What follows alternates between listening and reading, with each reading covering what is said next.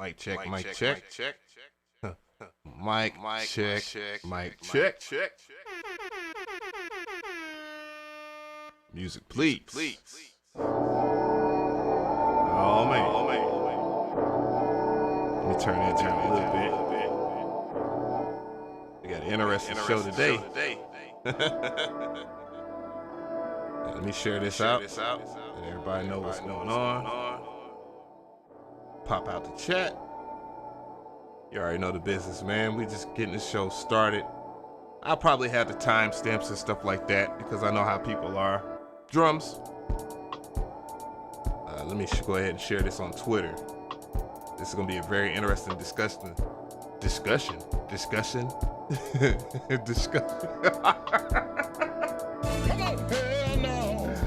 Ooh, Echo's best though. Hey. What's going on? I'm gonna give shout outs in a second here. I'm gonna go ahead and get everything going. You know, this is a one-man show, but everybody knows I'm gonna have the timeline and all that stuff on there. Well, the timestamps. And I'm just letting everybody know from Facebook on down, because people, oh man, you don't let us know nothing, man. What is going on though? Hey, shout out time. So we're gonna have to crank this up, baby. Hey. See what it is. Hey, Magnificent, what's going on? Bluff God was good. Dirty R Beats was good. Christopher Wilson, what is going on? Mr. Stylist was good. Greg Johnson, ain't seen you in a while. What's going on? Class E Beats was good. King Cash Beats, what's going on? Joshua Nixon was happening. Twisted Money production. Hey. Oh yeah. Joshua Nixon, thank you for subbing. I could have sworn you already subbed before. Masada MPC was good. RJ Smooth, Psycho was good. Oh, Leroy was good. Abstract Origin was going on. DDS, what is good, my brother? Random Nights was good. God dang. We got a lot of people up in here, man. Huh? All right, shoot. Got the MPC Live over here, playing the music here. Let me drop some bass in this motherfucker. Yeah. Oh, so you got two accounts here. F Feast was good. VX Blaster, hey. Roderick got beats, hey. Crypto Delivery, hey. All right. Just letting everything settle, because we got a lot to unpack today, man. God dog. For real. Whole lot going on. What is going on, peoples? So, that man has returned, Abacree here. I was gonna stream yesterday. But it was so, I don't know why I didn't. Why didn't I stream? I don't know. How's my vocals coming in, chat, man? Is it going all right? Steven Scott was good.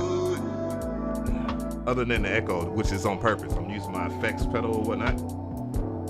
Speaking of effects pedal, I got some pretty decent reviews coming too, by the way.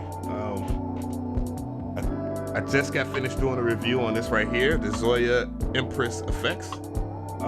That should be coming out either tomorrow or whenever I feel like it. I finally did my review for this, even though I've already cooked up on it. This is the Atria Micro Freak. I know it's not new, neither is the Zoya, but hey, it is what it is. Like, you know, it's pretty cool stuff. But y'all ain't here for that. Y'all are here for the inevitable spice. But yeah, a lot to talk about, man. So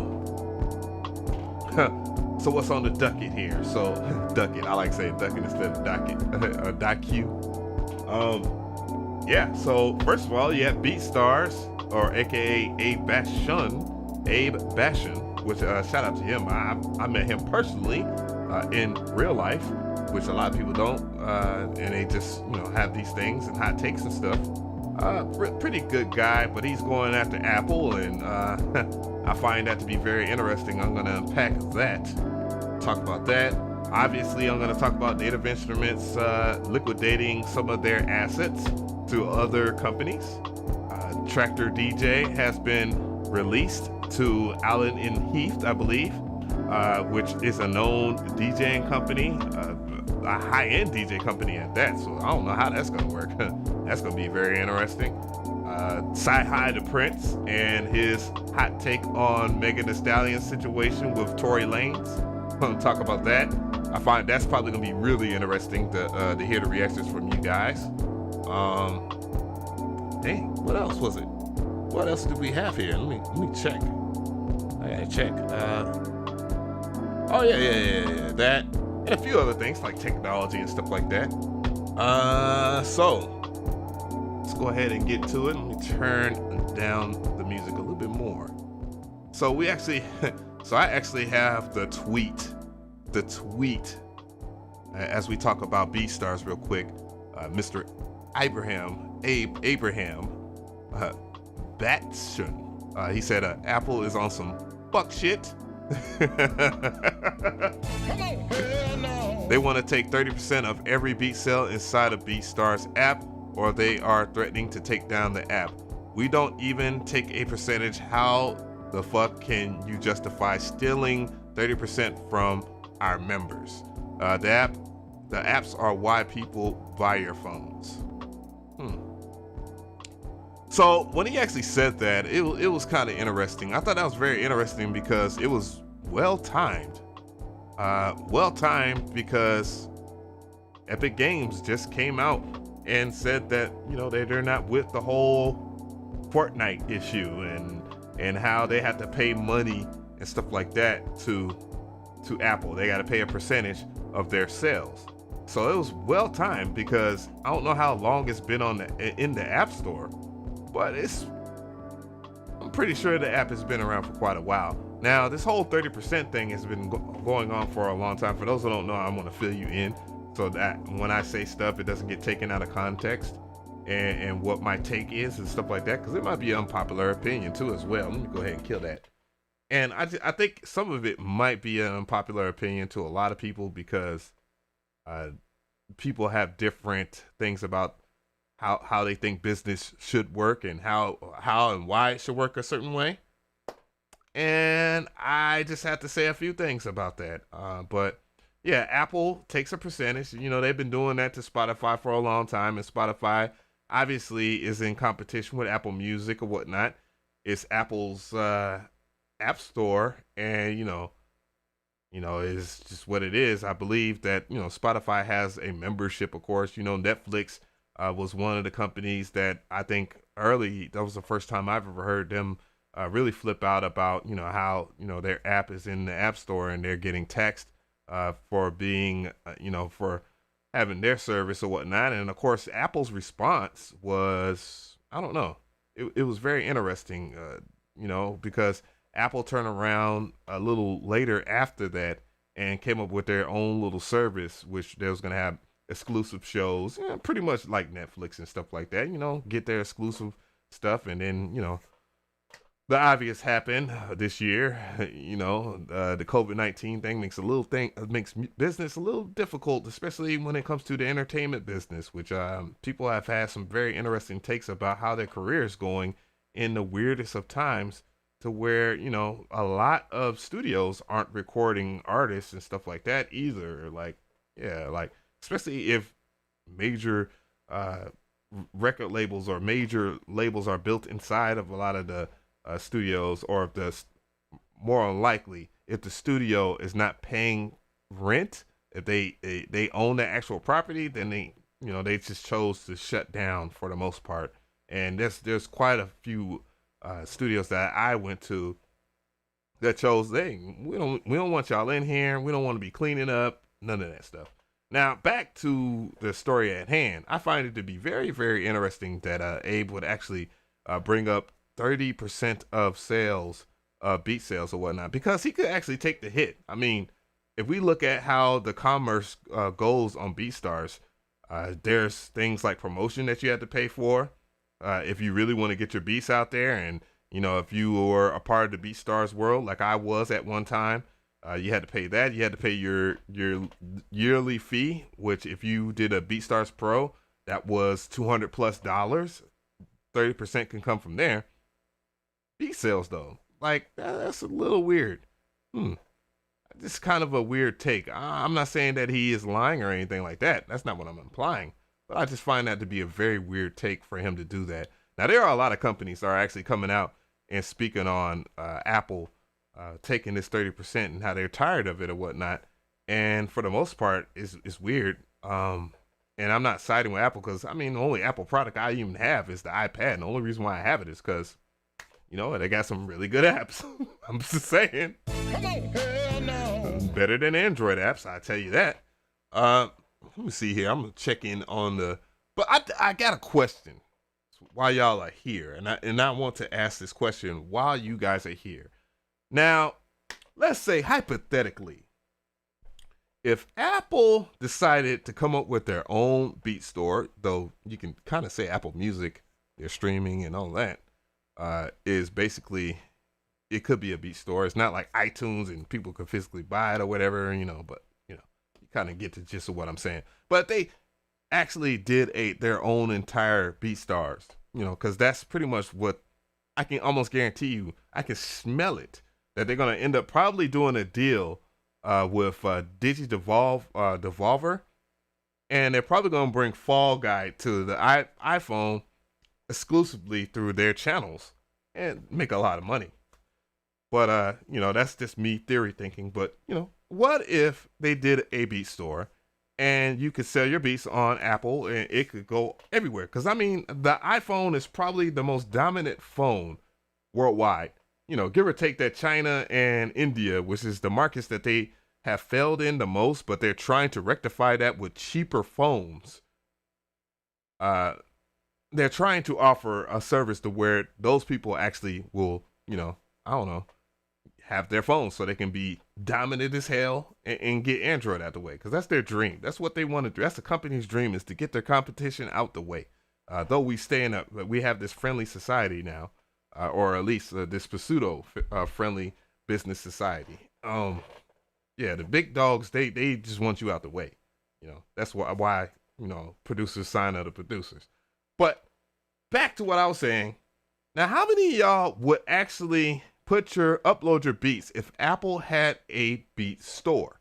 Put a 1 in the chat. I'm curious. I want to know, if Apple does their own beat store, would you upload it? 1 for yes, 2 for no. I want to see. I want to see it. I want to see it. We had 1-1. What's going on? So I'm just checking with the chat.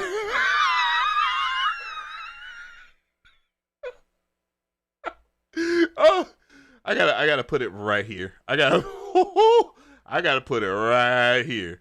So that, because for some reason, like my chat is not popping up, but I think it will pop up when this drops or whatnot. So far we have a lot of 1s. We got 2s. Yes, it depends on the splits. That's real spit. Greg Johnson says 1.5. Classy Beats just put Apple over BeatStars, period. We just going in here. RJ Smooth said, no, we ain't falling for it. I guess he was going for it. I don't know what he was referring to, but feel free to type that in the chat here. Let me just move that out the way. I just wanted to know. So it's not unanimous, I guess, or unanimous, or what is it? It's not anonymous, because if it was anonymous, you wouldn't know. But it's not, I guess it might be anonymous. Look, I'm a producer first. I'm not a wordsmith. I'm not Confucius the Future. MT he's the wordsmith. Me, I'm just a guy that makes beats, and every now and then I like to weigh in on things that I had deep thought on. But yeah, very interesting. On reading some of the comments and stuff like that, I thought that was even more interesting. So we got to go ahead and visit those comments here. Yo, Spotify, Epic Games, he tagged them in it, of course, to make sure that they know. To add things into perspective, hypothetically, if producers allow Apple to take 30% of their sales, they essentially would profit more off of Beatstars than us. They would own the biggest profit share of our company and not have contributed 1 cent to our 12 years running business. Now, that makes a total sense there. If you're pro Beatstars, if you're, been involved with that community for a long time. I've only been involved for like maybe 2 years, and then I canceled it because I wasn't really selling that many beats. And then once I canceled it, I started selling a lot of beats, which I found that to be kind of suspicious, because if you look at that, when you have a free Beatstars account, they can collect from those sales, no matter what it is. Like if it's sales pack, sound packs, and all, they have more of an incentive to push your profile, even if your traffic is pretty decent. And I have pretty decent online status as far as businesses and just my YouTube channel in general, obviously. So I always found that to be oh my God. Where's that right now? We'll do it live. Fuck it. I always found that to be suspicious.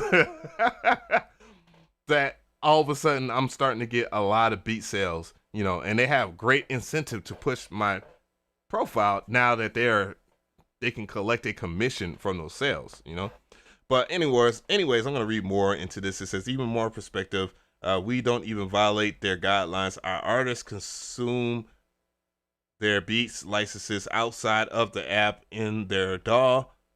Apple requires 30% fee when the goods or services are consumed inside of the app, which is not the case for us, but they still are insisting. So that makes, he's just trying to give everybody a proper perspective of what is going on, which that's how you're supposed to do it, But I really do find that to be interesting. CMP posted and put MG the Future in there. My hairline is greater than a major placement, which is letter L. And he was like, so that means we have to get the consumer to go directly to the website. And then DC Music, which is very frequent. I talk to him frequently. He said, hell no. Looking at the chat right now so that you guys don't, I'm not just sitting here just moving on with some stuff here. Apple got reached though, and that's what William Oates is just put in the chat. Ronnie Smith, what's going on, my brother? Hey. He says, remember that apps going forward must be portable and workable on iOS, Mac OS, and TV OS. Yeah, that's a very good stride point, because it's something that I haven't talked about on my channel, and that's because Apple is switching their laptops to their ARM processor that is inside of the iPad. So that means that they're going to have iPad apps on your MacBook, which is actually a really strong point that I want to save for a shorter video instead of just like a different, for this platform right now. But yeah, that's going to be humongous. I think that's going to be really huge. Hopefully, what I want, because the iPad is already suitable enough for certain apps from Mac OS to be on inside of there. I would like to see more pro things for something like an iPad Pro. That's the long issue with the iPad Pro sporting the word Pro. It's like you got the word Pro here, but there are no Pro apps. And I think it's more or less that the developers aren't there, and that they are striving for a bigger picture besides that. And this is coming from a non-Apple fanboy, but for the most part, I'm a fan of technology and technology moves. And this is why we're actually talking about this. Jay Diggity, damn, we got everybody up in here. Jay Diggity was in here, and he was saying, wait, what store you gonna go and sell your stuff and the store doesn't get a cut? And doesn't it go to 15% after a year? So he brought up a really good point, and that's one of my points, and probably one of my closing statements for this was like, bro, like, yeah, like if you go to a distributor, the distributor is not going to allow you to just set up shop and not get a cut if they are offering you a place for you to drop your product at, and and they have employees that have to stack this up and make things look right, and you have these guidelines and stuff, and you buy a kiosk or you have an end cap or something like that inside of a physical store, there's going to be a tax for that. They're going to make their cut, and you're going to make their cut. That's kind of like how plugin boutique works in a nutshell. Like, VST companies, for the most part, drop their plugins off at plugin boutique. Plugin boutique has went out their way to do all the kind of nudging that they could do in terms of their business, and then offering a better way for even independent developers to get a spotlight, basically. And, they're getting a cut from that because they're putting out a lot of advertisements, putting a lot of money into it. Therefore, it's not all in vain. And it's not all in vain if you're in the Apple store either, because if Beatstars was like the thing, it'd be in the top 20, top 10, top 15. Apple has retrospectively dropped apps for beat making that are actually good. You got, other people that have a means of making apps and stuff like that. Core Gadget, then you got Beatmaker. It's possible for you to make a beat on your phone or your iPad, and it can go as good as if it was on a MacBook or on any Windows-based platform or something like that, or like FL Studio or something like that. So yeah, it's commerce at its best, or it's an economic system that they have established nonetheless. So, but yeah, people have had their weigh-ins on that, of course. And I think the guy said, Jesus, no, that's not it. Tyler said, the issue is they are treating the beats as in-app purchase. This logic of yours would only make sense if the app itself would be sold for money. Good point. That's a very good point, because the Beatstars app is free, right? Yeah, that's a lot to unpack, and I think that's a fair sentiment to have. But again, like I said, they have other means of commerce that they get, like they get money, and I think it's because the real issue is because you would have to set up your Beat store that you're paying your subscription, your $200 subscription for, on this right here, on a laptop or a desktop or something. You know what I'm saying? And now they want that, and that is the underlying issue in that situation. And yeah, it's a lot for us. So I'm checking in with the chat again. I'm going to read some stuff here. Fidget Jones says, a major factor in going to ARM is that the apps can actually be universal, so you will be able to install Logic Pro X on your iPad. Well, we'll see. I mean, a lot of the stuff that came from GarageBand has transferred over to Logic Pro X, basically. And, that the cell workflow, basically, the Ableton Live clip thingy and all that stuff. But in theory, I would love to see what Logic would be like on the iPad. That would be one of the things I would push on my channel, because I don't, as be as it may right now, I'm a Windows-based producer for a few reasons. One of the main reasons why, and this is kind of way off topic, Windows laptops are more powerful because they have dedicated graphic cards that are very powerful. I got a GTX 1660 Ti, and this is the reason why my stream right now is very crispy. Do I want to go to a MacBook Pro that costs $4,000 and get mediocre quality in frames and all that stuff? I know there's people that, my quality on my videos are great, and I'll go and look, and they're missing hella frames. Yeah, it'd be 1080p or 4K, but it looks like goddamn Charlie Chapman. I think that's what it is.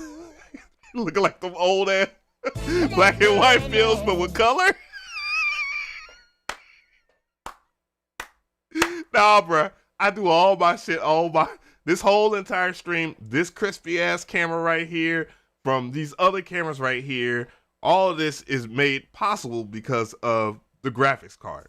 And Apple altogether isn't trying to do that. But what I've seen from messing with the ARM processor on my iPad is that it's actually more capable than the MacBook in certain things as far as processing video and all that stuff. That is one huge thing.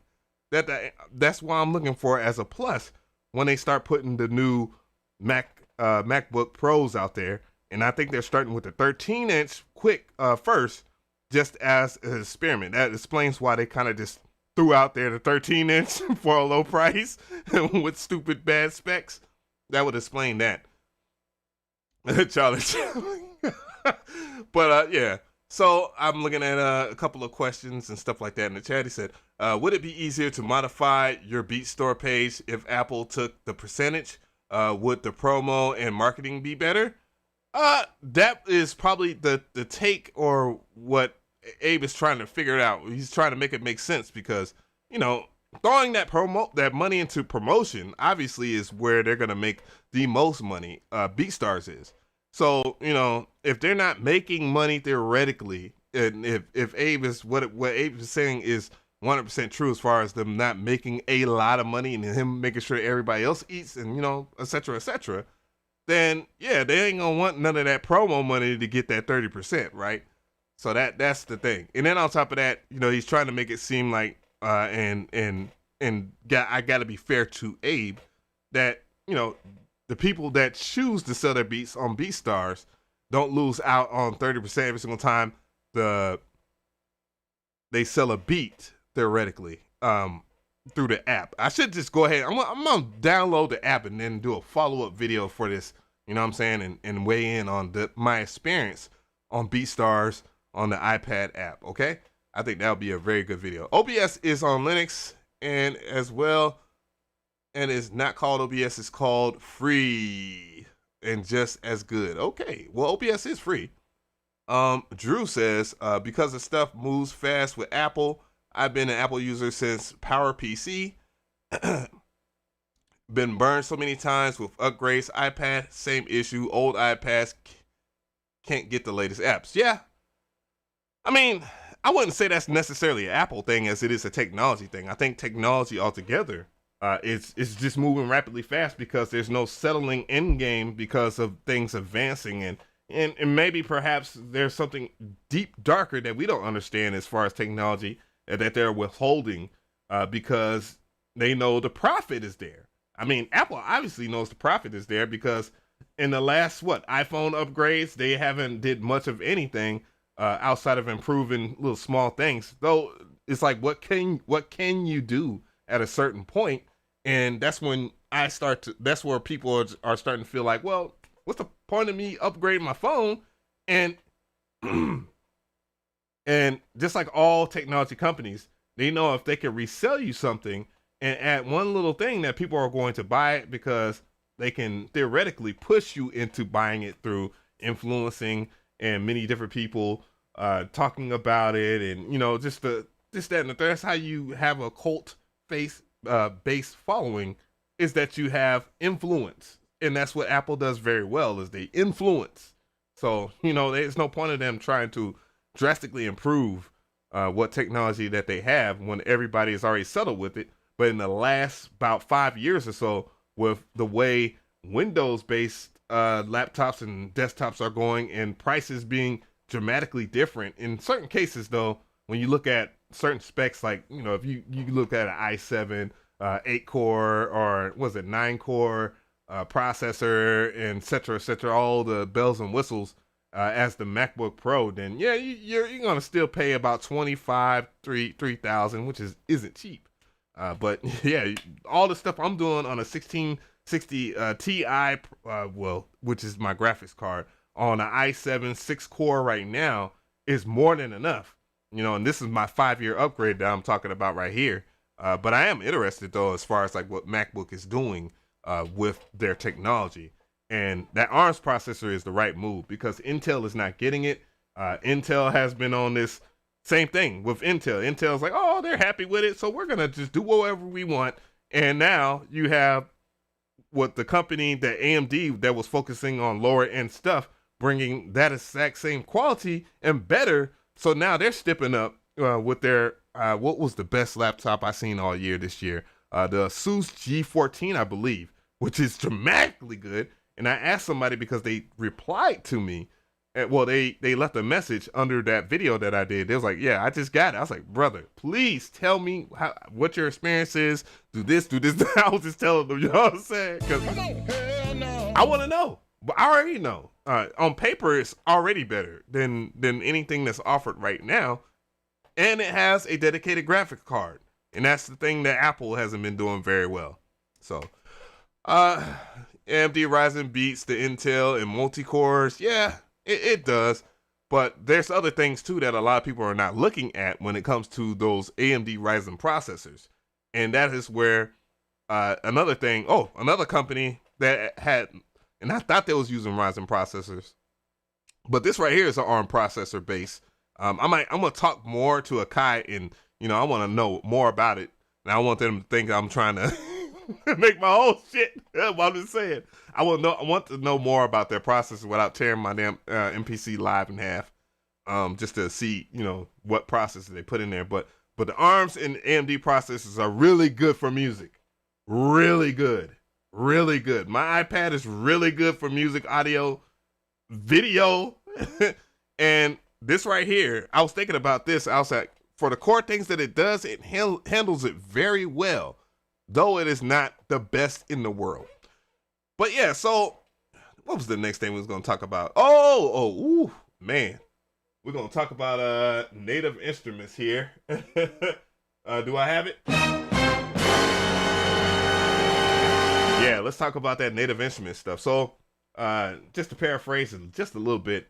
So we all know I've been covering a lot of the news. I'm one of the few people that actually covers a lot of news unbiasedly and just giving my honest opinion, though I don't like giving hot takes like, yes, Native Instruments, you're trash and all this other stuff, because I feel like that is just unnecessary, especially if you are a music lover. You shouldn't enjoy seeing a company burn. But golly, guys, Native Instruments seems like they are like, I actually can feel it. And last year, I was meeting up with these guys. I met the CEOs, the active CEOs at the time at Native Instruments, and it was crazy. So where's the source here that I have? The source is what I got right here, which is from CDM, Peter Kern's website. Shout out to Peter Kearns. Native Instruments exec shakeup, Daniel Haver, let me let it load here, and Matt Gallick.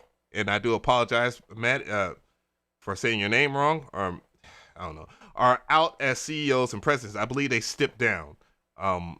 Most companies don't have these, but I'm just going to read this here so I can get more of the story. I do apologize for not actually having this up, but this is really, really huge. And this actually happened August 12th, 2020 is when it got released. The news got released. And I was going to do an independent video on this, but you know what?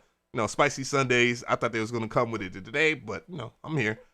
At the end of the era, after more than 20 years leading the company, both CEO Daniel Haver and CIO President Matt Gallick, that's what I called him in Atlanta not too long ago, are out of their roles.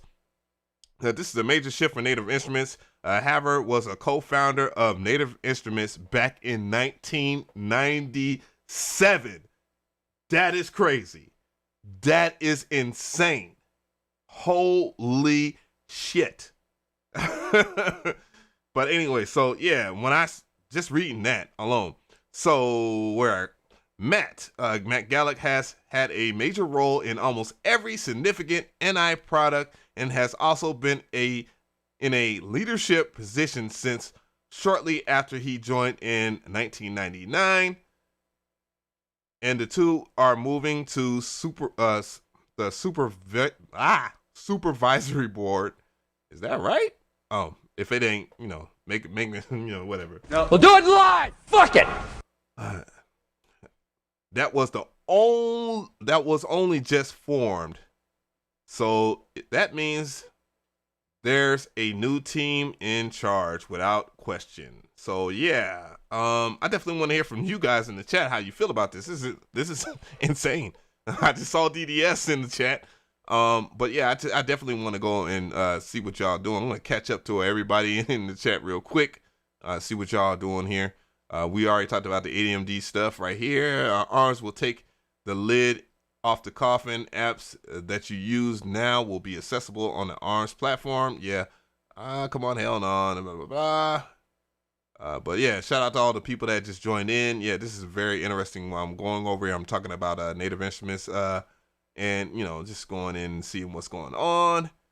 But yeah, a lot of people, I've talked about a lot of stuff as far as Native Instruments. I remember when they was gonna get rid of a lot of their fluff software, the older software that they weren't supporting anymore. Some of the older formats like Windows 7, and there's still people that are on Windows 7 for whatever godforsaken reason. Just go to 10, my dude. Trust me, I was one of those people. Just go to Windows 10. It ain't gonna bother you. It's not the same as how it is for when the Mac guys, the Apple heads want to move up to another OS. They have to recode, like companies, developers have to recode it each and every single time. It's a big hassle. And this is from me talking to developers all over. And that's one of their major gripes when it comes down to it. Even right now, as Apple is moving over to ARM, they already had the heads up, but still it's a pain in the ass when you have to recode stuff just for it to work in a new OS on the exact same platform. Anybody would be upset about that, but they've been doing it, and Apple is the biggest platform, obviously $1 trillion company. It's hard for you not to try not to say F you, man. I don't care, but yeah. So that's a really interesting story that we're talking about here. Just going back to the Native Instruments thing, and I think with that happening. The situation that happened, the writing was already on the wall, and it felt really good to meet those guys at that party, which I met a lot of people that I didn't even know was in Atlanta. And I always say this brother's name wrong, and I hate saying it wrong. Knock Squared. I want to make sure, hopefully, I said it right. If you're watching Knock, man, just you know what to do. You need to hit me with that. Hell no. But I met a lot of people. Like, and not only that, what people don't understand within this part of the industry, a lot of those guys, they're friends with other companies. I know Native Instruments is really cool with Waves Audio. So I wouldn't be surprised if a lot of my peoples at Waves actually, reached out to them like, hey, Carl's pretty good, whatnot. That's the government. But, DJ Ab, you got to check him out. And it's not like I wasn't talking to Native Instruments before that. But yeah, very nice guys. I know there's a lot of things that went down, a lot of the whole, holy crap 2020, but a lot of the stuff that went on, that should have been cleaned up a long time ago behind the scenes with a lot of the racist situation, which I covered that in a live stream, I actually did a video to shorten that up, and I just never edited it. I think I ended up deleting it on accident, and I should have edited it. I cut a lot of videos, guys, like for real. I probably cut 10 videos, but maybe 5 make it up on my YouTube channel. 10 videos a week. So yeah, that situation shouldn't have happened, but that's one of those things. And then, just a lot of complaints. A lot of people aren't really happy with their updates and stuff like that, which I find funny because I was talking to somebody that is an avid Native Instruments fan, and they was talking about how like Akai doesn't. Oh well, y'all haven't got y'all update for the Force. I was like, brother, we got an update for the Force like last year. It was still I'm not gonna be a fanboy to the point to where I would be like, oh well, whatever, man. Like when you gonna get that right version of the arranger, and you can't stand alone. Those are things that I like to tease people about that are really into the Native Instruments products, because I'm like, dude, I can plug my shit up to a computer too. Then I can take it anywhere I want. And you're telling me that you want third-party plugins inside of standalone when Native Instruments hasn't even done a standalone. But that's obvious that they had put that in the pipelines, but a lot of this year has changed a lot of how development has worked. I'm not speaking because I know more than the next person. It's just quite obvious of what they was trying to go with the machine. It's obvious that, the machine's format in itself is of an Akai MPC. It's duh. That's where the idea came from. And they was killing Akai for a hot minute. But now, 3 years passed since they got the Live X and One going. It's a totally different game. The Akai Force, obviously, once that update comes out, if it ever, well, it's going to come out, then we'll see for real. But yeah, it's been a tough journey for Native Instruments, and that's just a part of the story, because not too long after that, we caught wind of this story right here, which is crazy. Is Native Instruments about to offload Tractor to Allen and Heath? Whoa, man, man, I don't even have anything. Like, that was like, oh boy, like Tractor is going away. It's not going to be a Native Instruments thing or whatever. Let's find out more about it. So, Gear News has reported that Allen and Heath is poised to buy Tractor from troubled Berlin-based firm. At this point, it seems to be a hearsay, as the story does not appear to quote any sources, but the revelation is interesting nonetheless. Or, yeah, the revelation. I got it right. Yay! No. We'll do it live! Fuck it! Selling off its DJ arm certainly makes sense, since the company announced job losses and such. Yeah, that's the other thing I didn't even mention, but yeah, you know what I'm saying? The German company has spent a fair amount of time in the headlines of late, that alludes to things not going too well at in Native Instruments right now. The step down of the CEO, the CIO, and then of course the racist stuff, and then the discontinue of legacy software, as what would mean for Allen and Heath, which is a high-end company. A move into the digital DJing and hybrid control is currently dominated by Pioneer DJ, which is interesting. Isn't the craziest idea ever, but could be a exciting direction for the company to go in. So yeah, that's pretty much it for that. So that's actually kind of refreshing that is actually just no sources as of. We have to actually see how that plays out. But for one thing's for sure, I'm selling my Tractor DJ controller ASAP. So I'm looking at the chat. I'm gonna make sure I check out here what's going on in the chat here with you guys. So let's see what's popping here. Billy Baxter says, I hate updates unless they are years apart. So that makes sense for your end. A lot of people do want immediate updates. You know, I do think if you're going to partake in a company, or if you're going to be a consumer of some sort, that the biggest thing that you want to do, especially if they have an open forum, don't be rude. Don't be rude, guys. I know that's a hard concept. Don't be rude. Go into their forums and, you know, talk about some things that you would want, you know, get to know people and stuff like that. You know, a lot of these developers, they don't leave their seats most of the time. They don't leave their seats in their office. They don't get time to breathe, basically. I mean, some of the times if you ever are privileged to talk to a developer, bruh, like it's a privilege because they are very busy. But yeah, they have a forum basically there. They have people that will, you know, you can talk to, a lot of the marketing reps and stuff like that. Sometimes you might luck out and you have somebody, you know, like me that might be connected close to the company. I'm not saying I'm connected close to any companies. All right, yeah, I'm implying that. But just on a certain point here, and I earned my position, goddammit. But but anyways, the reality of it is, you know, the way that you come at these guys when you really want updates, you got to make it clear and concise. Don't bitch about everything. You know, there are certain things that, of course, we all want. But yeah, you go into the forums, you know, just let them know, make a list of things, you know, try to make people get involved with the conversation, and so therefore they can take the criticism and actually make it make sense, and therefore you get great updates. Hence the reason why the MPC has got much better. You know what I'm saying?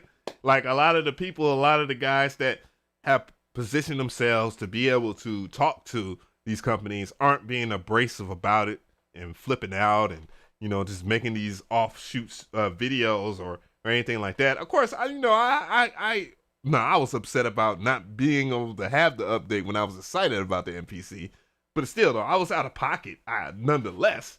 But you know, hey, it is what it is. I'm just a YouTuber that likes to make beats. I'm still a consumer, but still, it's a way to do that. But I wasn't really complaining about the updates. But yeah, you see when companies are making clean strides to get there, and yeah, things will get better. Like we all want that legato, the extra legato mode in the MPC. That's for sure.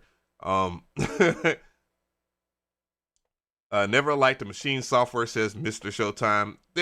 My experience with that, DJ Georgie Porgy was good. My experience with the MPC, not MPC, with the machine software wasn't good.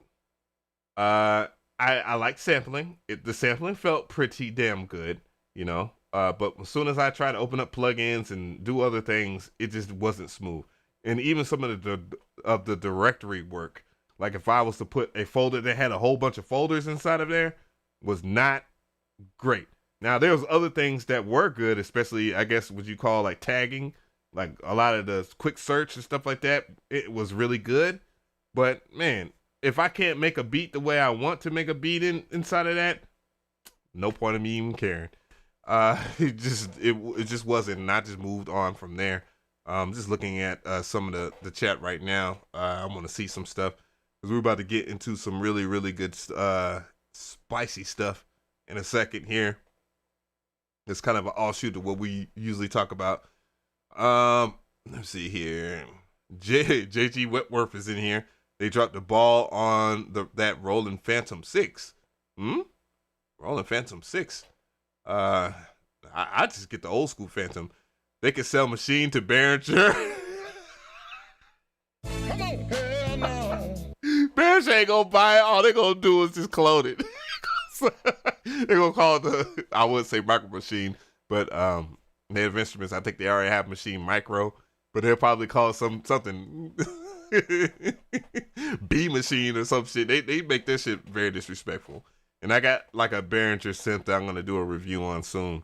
But I want to look at the sources of that sound because it's a very important synthesizer that they cloned, and I don't think a lot of people understand how important that synthesizer that they cloned was. And I'm talking about the Behringer Model D.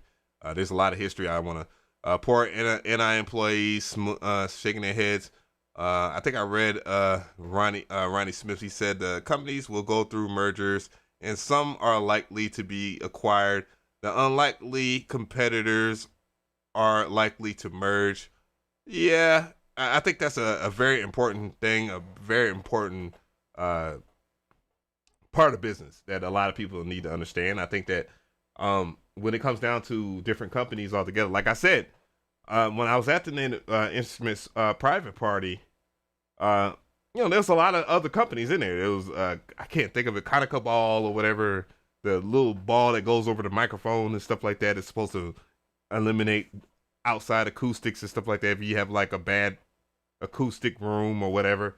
There was a couple other people there that I met, smaller time independents, that independent developers, other big companies.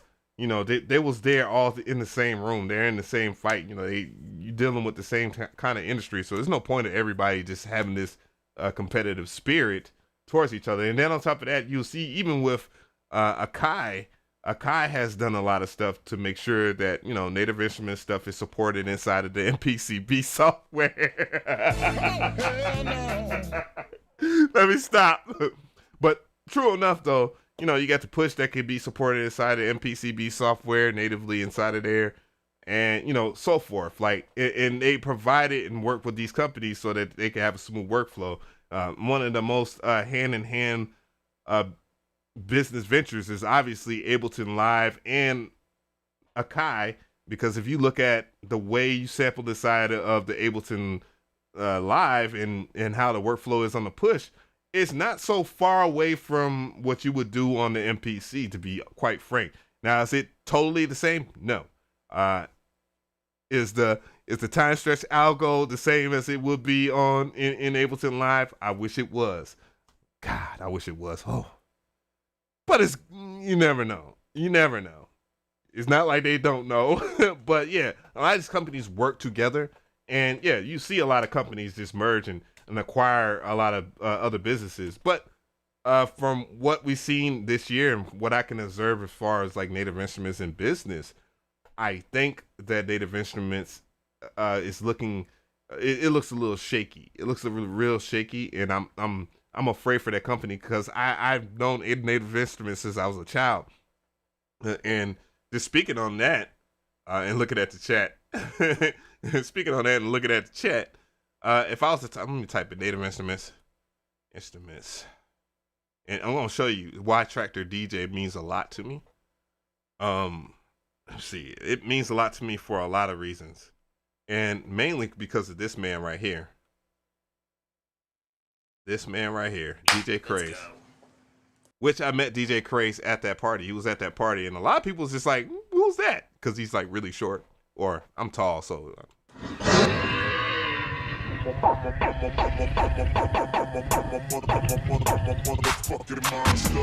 This was back in 2011 when this video dropped. 6 million views. DJ Craze is just a beast, and that sets an unprecedented standard to where I was like, at that time in 2011, I don't even think I was really doing music like that, because I had just been that depressed and so much bad was happening to me in my life that I couldn't make music. But this was here, and this kept me motivated. Damn, I'm getting a little, oh shit. Oh man, I'm trying not to tear up, but this actually kept me motivated to do music and to be a DJ, and to see Native Instruments go from where they are now then to where they are now is alarming to me as somebody that has been looking on the outside in, and getting to meet people like him. And you know, I've met Q-Bird. And, you know, these are the type of people that I look up to, because they have come from a competitive part in the world, and where DJing is more than just you standing on stage and letting the artist do his thing. It's more about you doing your thing. And when Native Instruments embraces that type of style, that type of culture, it speaks volumes for a lot of people that want their gear. And me being one of those people that always like competitive DJing, from, you know, the 8-tracks to the DJ Q-Birds, the Jazzy Jeffs, because Jazzy Jeff's with Pioneer, even though, you know, that's what Pioneer is running right now. Pioneer runs that. But yeah, seeing stuff like that, you know, it just keeps you motivated to, yeah, like it's just not the same. And that's what I want Native Instruments to still be around. I might not be a fan of Machine, but I like the Tractor DJ controller. I like the actual mixer, you know what I'm saying? And they never improved on it. And you wonder why they don't improve on certain things, and then stuff like this starts popping up this year, you know? And, you know, shout out to Beat Junkies too. You know, these are all broskies. Like years down the line, you know, when you partake and you invest in a lot of the DJing culture, you get to meet a lot of these people. And these are the realest people in the industry. Like, a lot of people in the industry altogether aren't real. They're not real people. They think that you're beneath them. And these guys that Native Instruments had used to propel their software, their hardware, to show it off at the highest level, they actually care about the community altogether. And that's very rare. And when you have a company like that does care about how their stuff is represented from whoever, it's sad to see them in a bad place. And that's the thing I just want to express there, when I'm not getting sounding like a little bitch or crying or something like that. And I don't think a lot of people understand that. But yeah, that is crazy. Yeah, I had to slow down for a second there. But yeah, Native Instruments, I just hope the best for that company. And you know, even though I talk about a lot of the good, bad, and the ugly on my channel, I don't want to see any company do bad. When I talk about things, even with the Unison Audio thing, I just want them to do better, because the way that they're operating their business isn't good. You know what I'm saying? And the products that they're putting out, and then the way that they're advertising it, needs to improve. And that's why, you know, I'm a little different, because I could easily just be like, yeah, Unison Audio. Pay me, dog. Pay me. Come on. Hell no. Baby, use the audio. Millie was in his. You heard that knife chord? You heard that knife chord? Come on, hell no. I don't know anything about music theory, you know, but if I slide over this MIDI,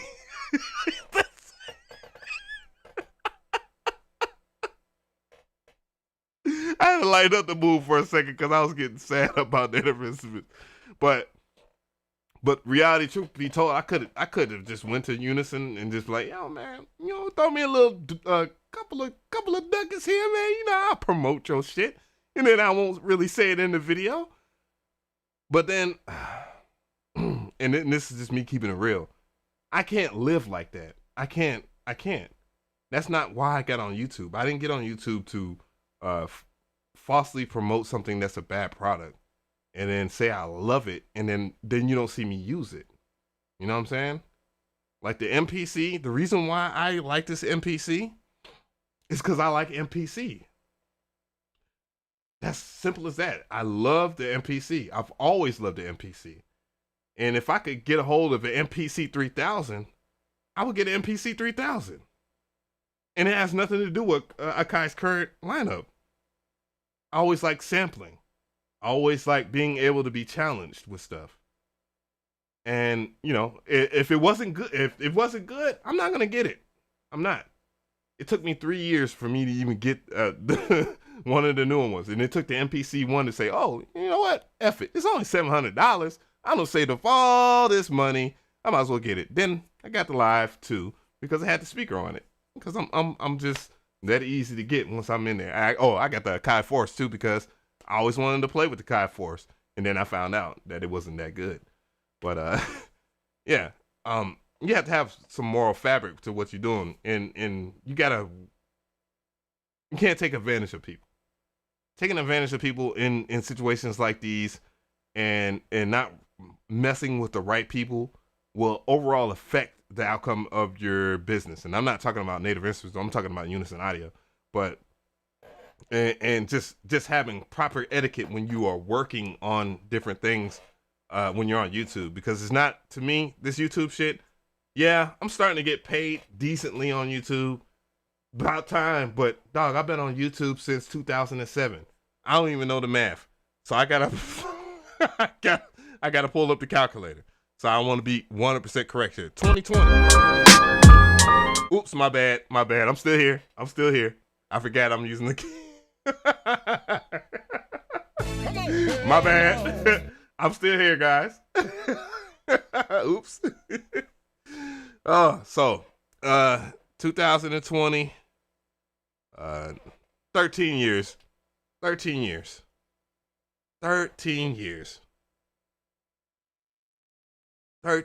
guys. I've been on YouTube 13 years. And my channel didn't start getting oops. I ain't mean to do that, but you know, my channel didn't get any type of traction until 2015. 2015. I was getting views. I wasn't getting paid. And I really didn't get paid anything worth paying rent until what?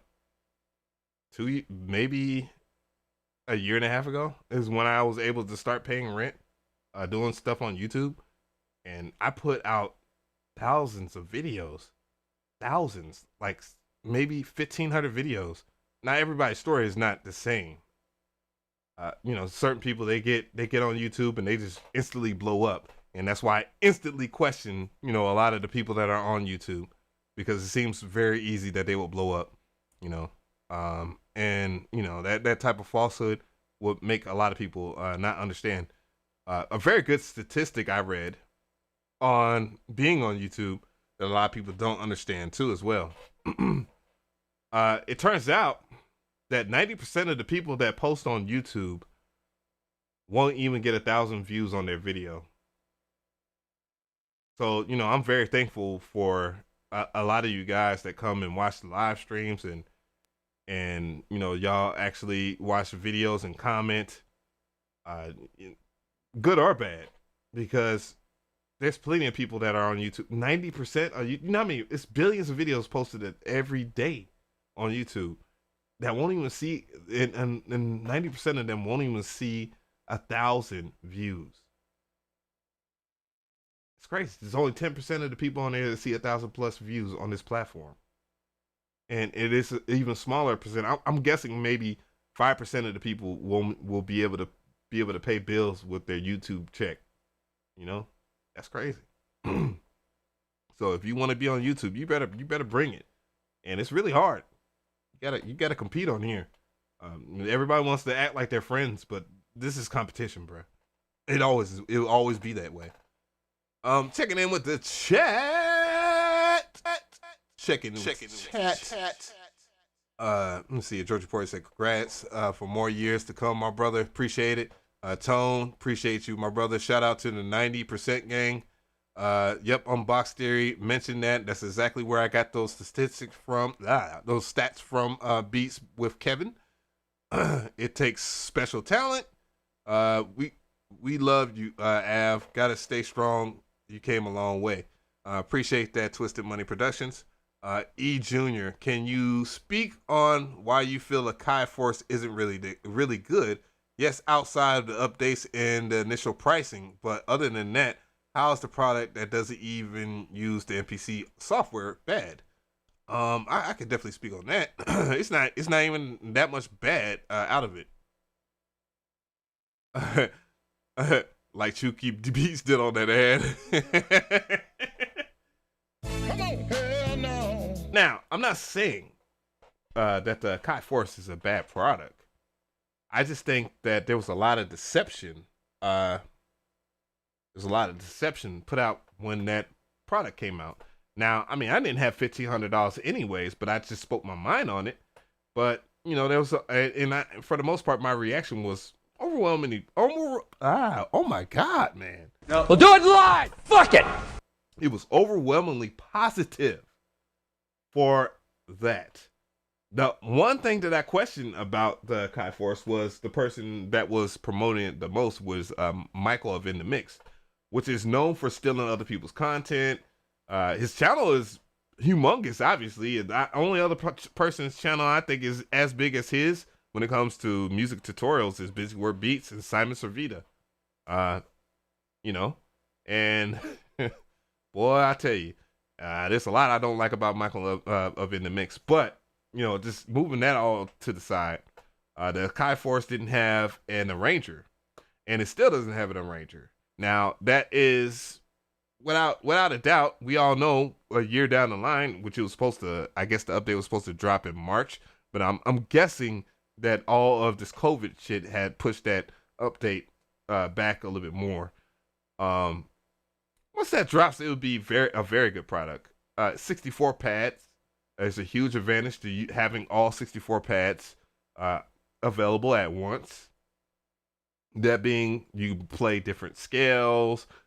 You have a variety of different chord progressions when you choose that, all at hand, right then and there in 64 pads. So that's really huge for melodics. Really good for just pads and stuff like that, because the pads was really good. Yeah, there's a lot of good for it to go for, but if I can't complete a beat,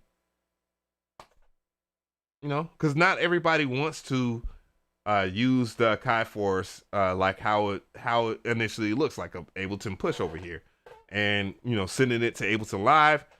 For me, I've had major issues trying to link my Force and my MPC Live outside of the remote mode to send not MIDI, but to send projects and operate Ableton Live. It's just the network thingy has not worked for me. It might be different for a lot of people. I've seen people have success for that, but with me, it's not. And you know, I'd rather just mess with the arranger when it comes out eventually.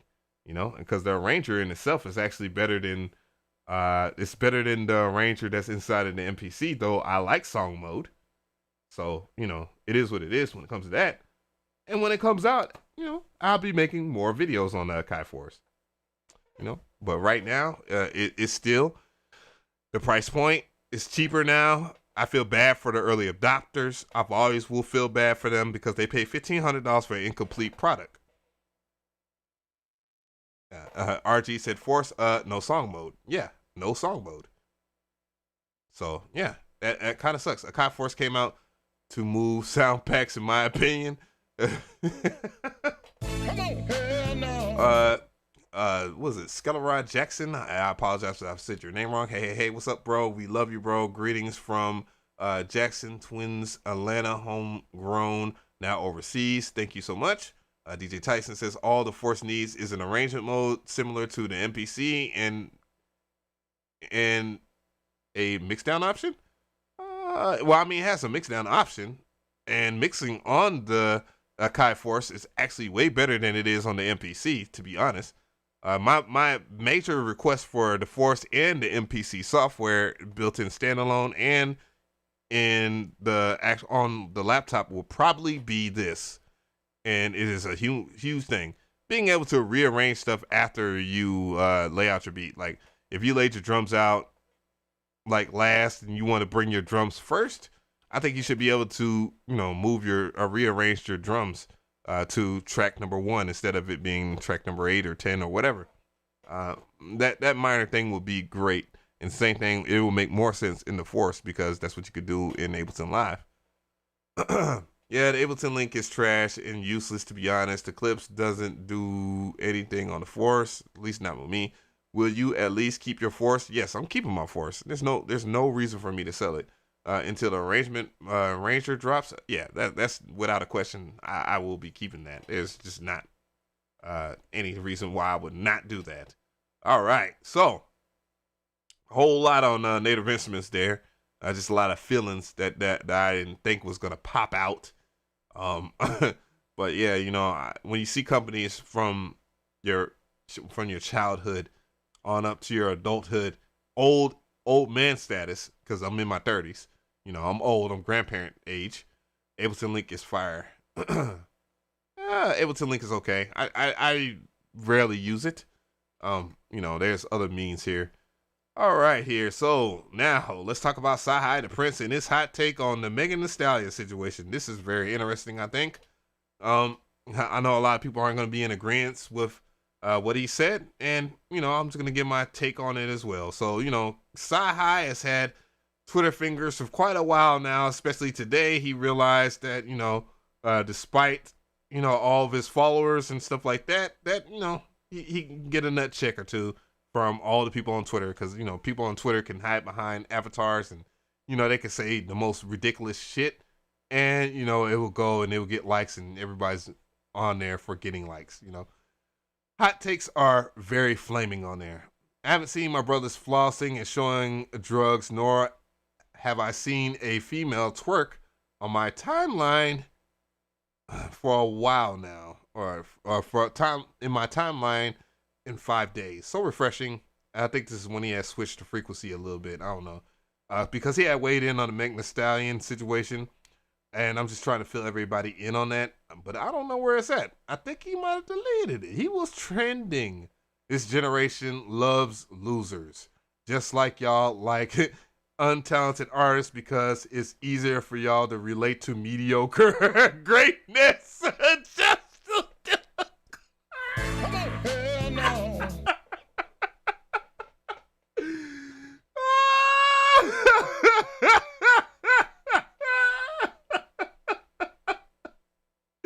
Cyhi, you gotta keep it. You sound like an old head, my dude. Oh Lord. I think he might have erased it. Please. I see what I mean. Who cares about your opinion, nigga? What you're going to do about it, be an example or make the news show us. So basically, if I don't do what you deem to be activism, my opinion is irrelevant. Every other race is allowed to disagree with each other and say whatever they want. But when black people do, it's black folks that can't stick together. What? And that didn't come from Cyhi. That's actually what he quoted when he said, see, this what I mean. Who cares about your opinion, nigga? That's what he said in in spite of that, no. Everybody in their own respected culture disagrees with each other. But what makes it a little offshoot from what we have to agree with is the stupidest shit, like no snitching. That's the whole entire rapport that everybody's trying to carry around about the Meg Thee Stallion thing when she finally spoke out about the obvious thing that happened. Like, come on, man. Like, we all know that Tory Lanez is about 5'2", probably $150. In contrast to what I am 6'6", 240 pounds. He's for sure going to pull out a gun on me. But I'm just saying, when he pulled out, and I'm not trying to laugh at the whole Megan Thee Stallion stuff and her getting shot in the foot like Harlem Night style. You got to be around my age or better to understand that right there. But yeah, so the situation at hand, from what I took from his original post that looks like it's been deleted, he was saying that when you hang around women like to hang around the most troublesome people. And he kind of directed it towards black women altogether. Because if we look at how social media is, and I remember a meme of this dude that was in prison, that he took this mugshot and he became a model. And every sister in the world, oh, he is so fine. And I'm like thinking to myself, like, this dude, he's so fine, but you're not understanding why he got locked up, or you just neglecting that. And that was kind of the big deal about dude going viral too. And then he ended up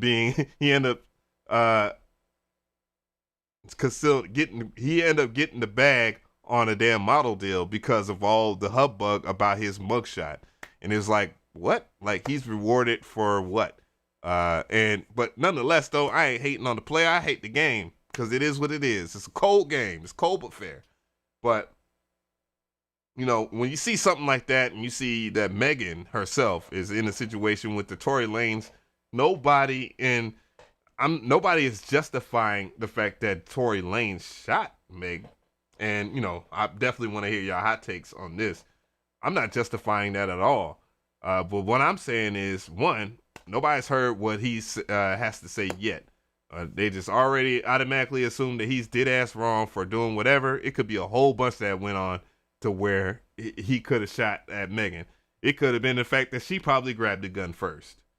Nobody is saying anything about that because they're looking at the situation at hand.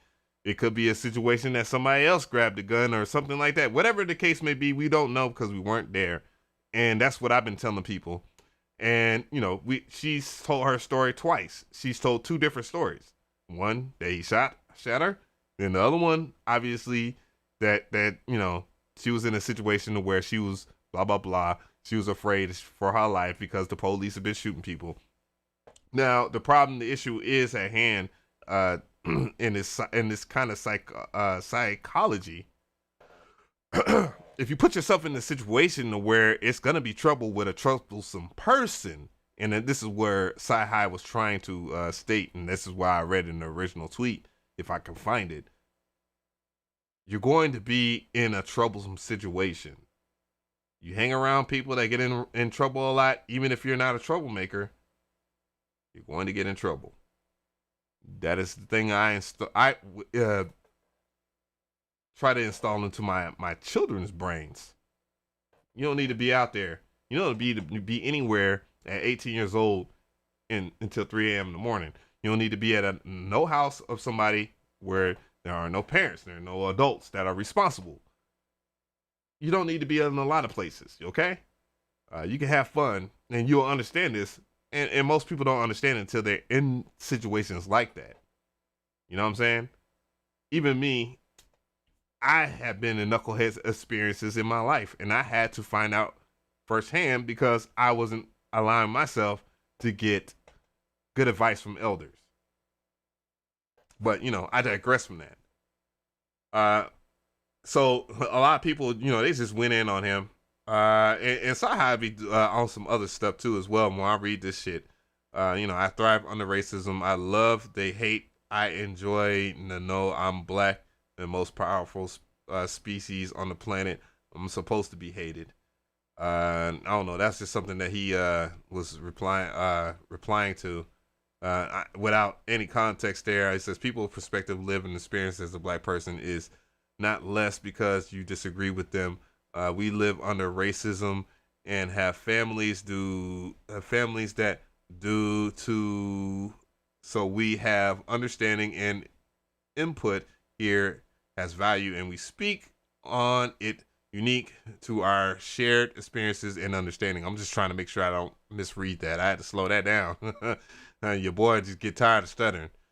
But yeah, he responded to it, and then a lot of the women, you know, they start chiming in like, "Oh man, you're taking his side. You're taking his side," and it's like, look, it's not about him taking anybody's side. He's just trying to give you game.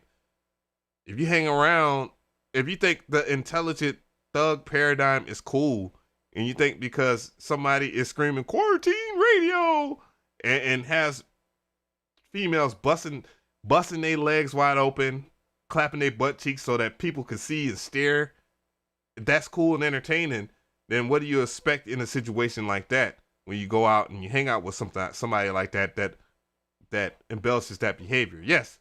Do I like a big ass? Absolutely. But you know what I like better than that? When that big ass is in the bedroom. I'm just saying. A woman's ass ain't supposed to be for everybody. And if you know, women bestow that logic, and then I'm not saying all women are like that. It's just, you know, a vast amount of women just think that you could do and say what you want. And that ain't the case. Just like I can't do and say what I want. Because if I do that, it'd be messed up. DI boss, machine dolls, hella goofy.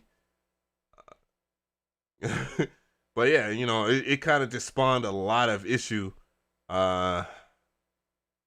You was better off just listening and imagining a world where the shit she's saying is valid. It doesn't apply to you, but you low-key exposed yourself for choosing to invalidate the perspective she was offering. There was some truth in what she was saying. I'm unfollowing her, and I did not know that she was a part of a cult, blah, blah, blah. What the fuck in the world is he talking about? I'm aware that all men are not abusers, but far too many of them are. That sounds like you're generalizing men here. I don't even know what the hell this is. A lot of people just get on here and they just do whatever, and you know, they get a lot of likes or whatever.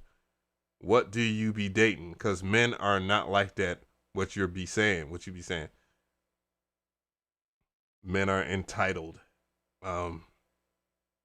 Yeah, that sounds like some feminist shit. You know, we're going to talk about equality and all that stuff, man. We're not we're not going to do that. Not on this stream. That is way too complex of a conversation that just would not lead to anything good, because I don't think a lot of people are ready for actual truth. What do you be dating? That person actually paraphrased. That's what they said. That's what they paraphrased. But yeah, that's ridiculous though. You know, sometimes, man, you like what I started doing. Oh, that was something that was very interesting, because I said something and I'm surprised that I wasn't attacked for saying this, and I think it has a lot to do with the fact that I actually started getting people to understand and look at certain things here, and this was a very interesting thing here. Outside of this shit. Outside of what?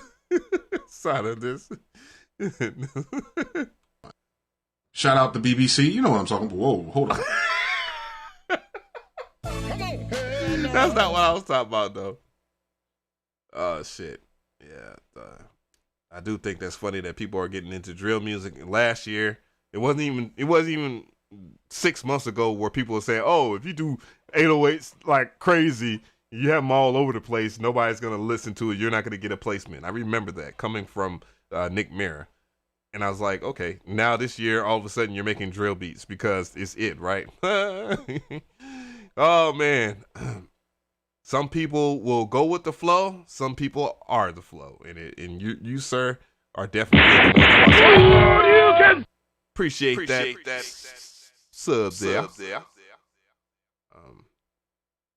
Yeah, that was when I was talking about stuff. I said being a good person doesn't make you weak, and that was actually a response to somebody that was harassing me on IG. Like he was just going to a lot of my videos and stuff like that, or a lot of my posts on IG, and he was just like saying like, "Oh man, your shit is whack, this, that, and the third." I'm like, bro, like come on, man. I was like, you need to relax. It's not hard to just not pay me any attention because nothing was trying to grab your attention in the first place, but you just want to talk shit.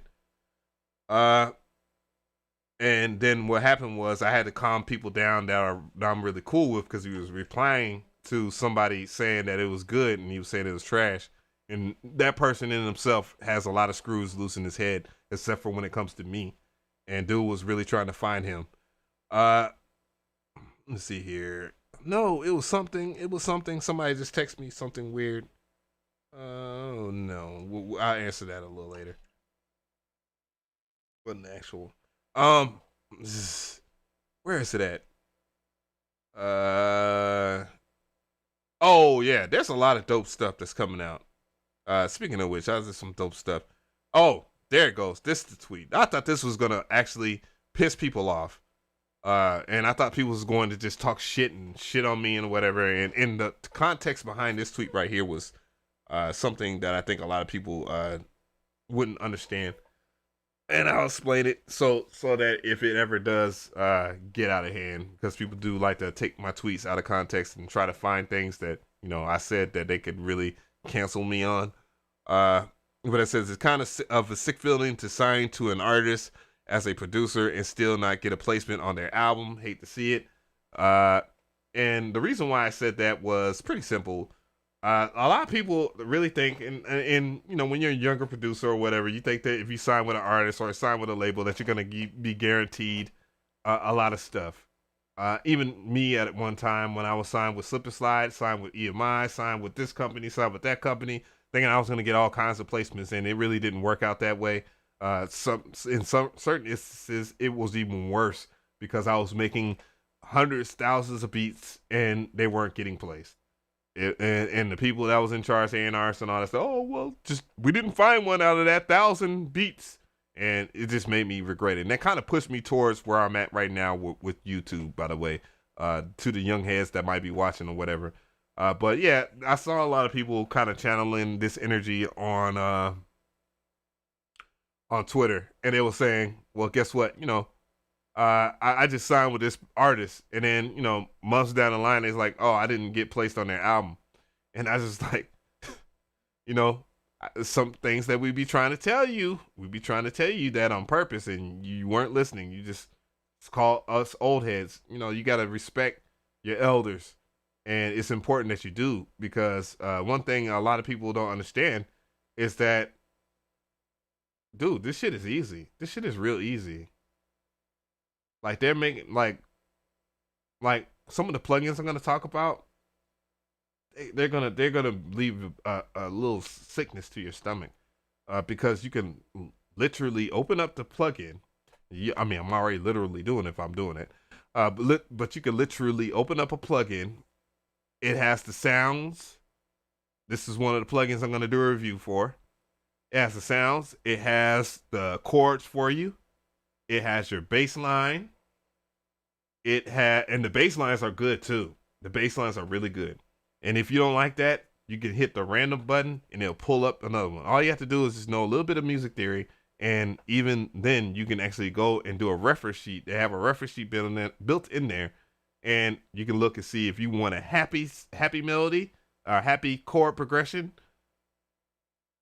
sad one, mad, whatever, dramatic, whatever, funky, all that stuff. And they're still adding stuff as they go.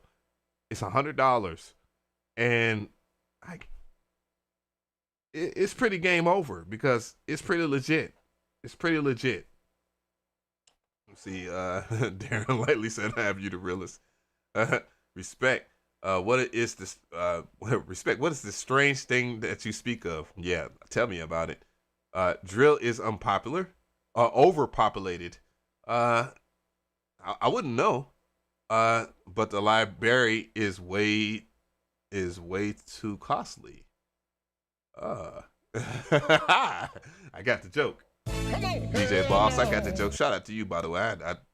Tactile control. The machine is nice. All the pre-map controls is beautiful. Well, shoot. Well, try the MPC and you'll see something. You'll see where they got that from. Yeah. So drill's overpopulated. Avs cracks me up. That's a real friend, Av. MVP Production said just joined. Which VST are we talking about? Captain Cords? No. Genius Doll? Maybe. Nah. But yeah, like, you know, dude, like I think a lot of the youngsters don't know. It's really easy to I mean, they already know because they think they got it figured out because they, oh, well, I look at such and such for his tutorials and he teaches me everything.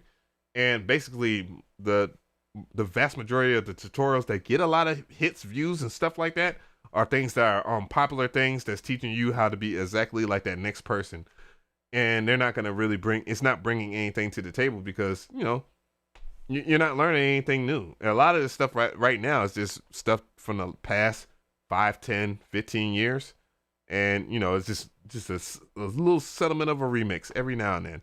And it's like right now we're at the tipping point. I think the tipping point now is guitar trap beats tutorials.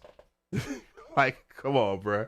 Like for real. I actually saw a guitar trap beat tutorial, and I was like, you know what? Fuck it. I want to see why he's getting all that views. The person that was in the trap he was holding the guitar in his thumbnail, and I'm like, all right, let's see if you're gonna rock out on this thing. This dude literally, he was punching in every note that he was laying on his guitar line. And then when I scrolled down to the comment section, they was like, oh, this shit is fire. This shit is great. You the GOAT. And I'm like, bro, this dude don't even know how to play lead guitar. He's not GOAT. Simple ass melody that anybody could do within the first 3 months of you learning musician. He could not do in a video. He's not GOAT. But, you know, I digress. If that's what y'all think is entertaining, that's great, and that's worth like 20,000 views within 3 days, then I don't know. Either that or the views are fake. But I find that very problematic, nonetheless. But anyways, the plugin itself, I'm gonna do a review on it, and the reason why I'm not talking about it is because I want it to pop up. You'll know when it pops up because I'm gonna give it one of those clickbaity titles. I have the perfect clickbait title for it. And people are going to be are going to be happy, mad, sad, and upset. It's gonna invoke a feeling in everybody. How music is, where music is at, and to add injury on the insult of this plugin that can do your chords and your bass line and have a good, decent bass line. And if you don't like it, you can just press one button. It could do your melodies for you too. And the developers are actually going to have like a hi-hat thing for it too as well. Like it's going to do your hi-hats too. Now, Captain Plugins, I'm not talking about Captain Plugins because that can do that, but it's not as streamlined as this particular plugin at all. This plugin is streamlined as fuck. It's game over. Apple Guitar VST is close. All levels of music making out there. Guitar-based beats will always be struggle for anyone who doesn't absolutely love guitar-based music to begin with. Yeah, I agree with that. AOTD, my bad, my dude, shout out to you, says it's Captain Chords. No, it's not Captain Chords. Fidget Jones hit it on the head. Is hexachords. So, you know, spoiler for those who are here. Yeah, but the reason why I actually said that in the tweet here, as I go back and, you know, I put all this in between stuff and checking on you guys. Monkey D Luffin. Thank you for subbing. It's all good, Fidget Jones. Because I could have not read that and just kept on going. But the reason why I said that is because, again, I was signed to many different things. Had a pub deal. None of that shit really worked out. Now, different people can achieve different things. You know, you can do a lot and different people have different skill sets. I don't think my skill set then was what it is now. And I think if I was offered that now, I think I would be able to achieve more. However, my experience as a youngster that was not a prodigy, thank you for the sub, Tony Hinton. My experience at that time wasn't enough. Where'd my dog go? Is he behind me? All right, I don't know. Hopefully he ain't shitting nowhere. But yeah, my experience at that time, I was not ready for it. And a lot of the cats that are like, oh, I'm a 50-year-old producer, I'm great. They don't even know how to play the piano roll. They don't like not alone the piano or knowing what is a major. They say a nice chord. They too busy making YouTube videos like that. But not teasing. All jokes aside, like they don't have that skill set. Like a real prodigy is somebody that really have been, like, I'm gonna give you an example of a prodigy. Alicia Keys, she's a prodigy. She had been playing the piano for a long time. Been on TV a long time before she got that deal and started making those hit records per se. 8 tracks, white boy, about 4'4". Shout out to you, 8 tracks. I'll just mess with you. Had been DJing, playing the drums since he was a little child. And then he went and battled, 13 years old, probably. I think he might be the youngest to win the DMC in a time where, in the 90s, mind you, like 97, where competition was mean. Like nobody was trying to be friends and let's collab and all this stuff. Social media wasn't there for people to just prey on people like that. He had to earn it. He's a prodigy. Some kid on YouTube just picking up a piano roll and using templates and using FL Studio with that's not a prodigy. Even if you are successful at what you do, that's not a prodigy. You're not a prodigy. If you've been learning music for a long time and you happen to be, otherwise let's go further into the prodigy thing. People like that are prodigies and they are well deserving of their places in the game. I know there are people that don't have that long time experience or whatever with music, and you get on or whatnot. I'm not trying to call you trash or anything like that, but in retrospect to somebody being a young producer that actually has people that are in the industry and they're giving them a chance because you're in the industry and they know you, that doesn't match the same. It doesn't match the same. And the way music is now, it's easier, and it is what it is. I'm not even mad at that because I want more people to be involved with music because that means that there's more things that I can teach, and that's the way that everybody else will see it. Now, but it makes it easier for things like, again, the MIDI wizard, for that to exist, and many other things to exist that aren't really doing anything for you. You're not learning anything from it. And it's not going to encourage you to learn anything from it because, it's there for you. He said you feel targeted. You use Scalar. I use Scalar too, though. But see, the thing is, the difference between Scalar and MIDI Wizard is that Scalar teaches you music theory all the way out. And if you choose to ignore it, then that's fine. But either way, it's giving you things to let you know. And it makes you sharper at understanding music theory because you're going to start playing those chords and you're going to start understanding what you got to do. That's different from just pressing a randomizer button and then everything is there for you. And I'm not knocking that, but just make it a product that's good and you're charging no $400. I'm just saying that don't equate. For $400, man, you can get a whole lot. For just $100, $200, you can get a damn keyboard that will lock the scales. Just saying, and you can, and that would be healthier for you because even if it's locking the scales on your keyboard so you can play in tune and whatnot, you're building up rhythm. You know what I'm saying? It's like the MPC has chord progressions, but it's teaching you the actual root keys or the keys that are in that scale that you're picking out in the progression. And from that identification, when you playing that, and if you really like it, you're gonna learn what those chords are and those and how those keys in that scale go. Because there's only 7 keys in the scale, you know. But people don't look at it that way. I'm just looking at the chat here. Mike Will, Prodigy was a beast. R.I.P. Wow. Prodigy, the rapper, yes, he was.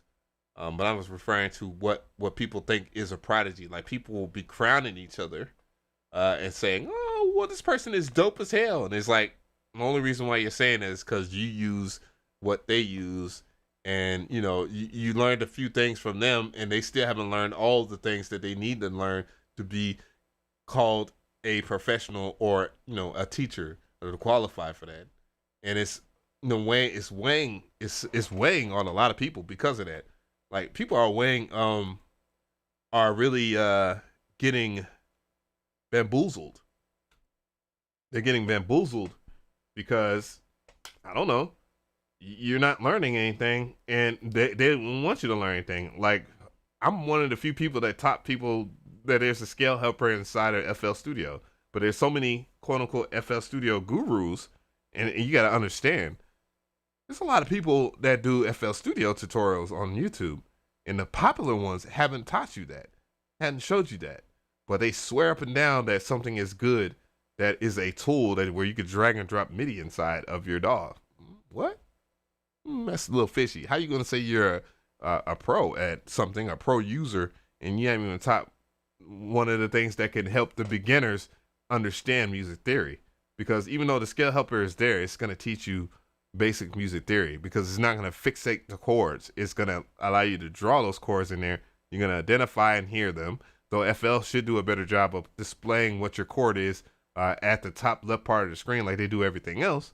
And yeah, that would be a very intuitive tool, but it is what it is. But people just feel like they want to usurp themselves as the kings of whatever. So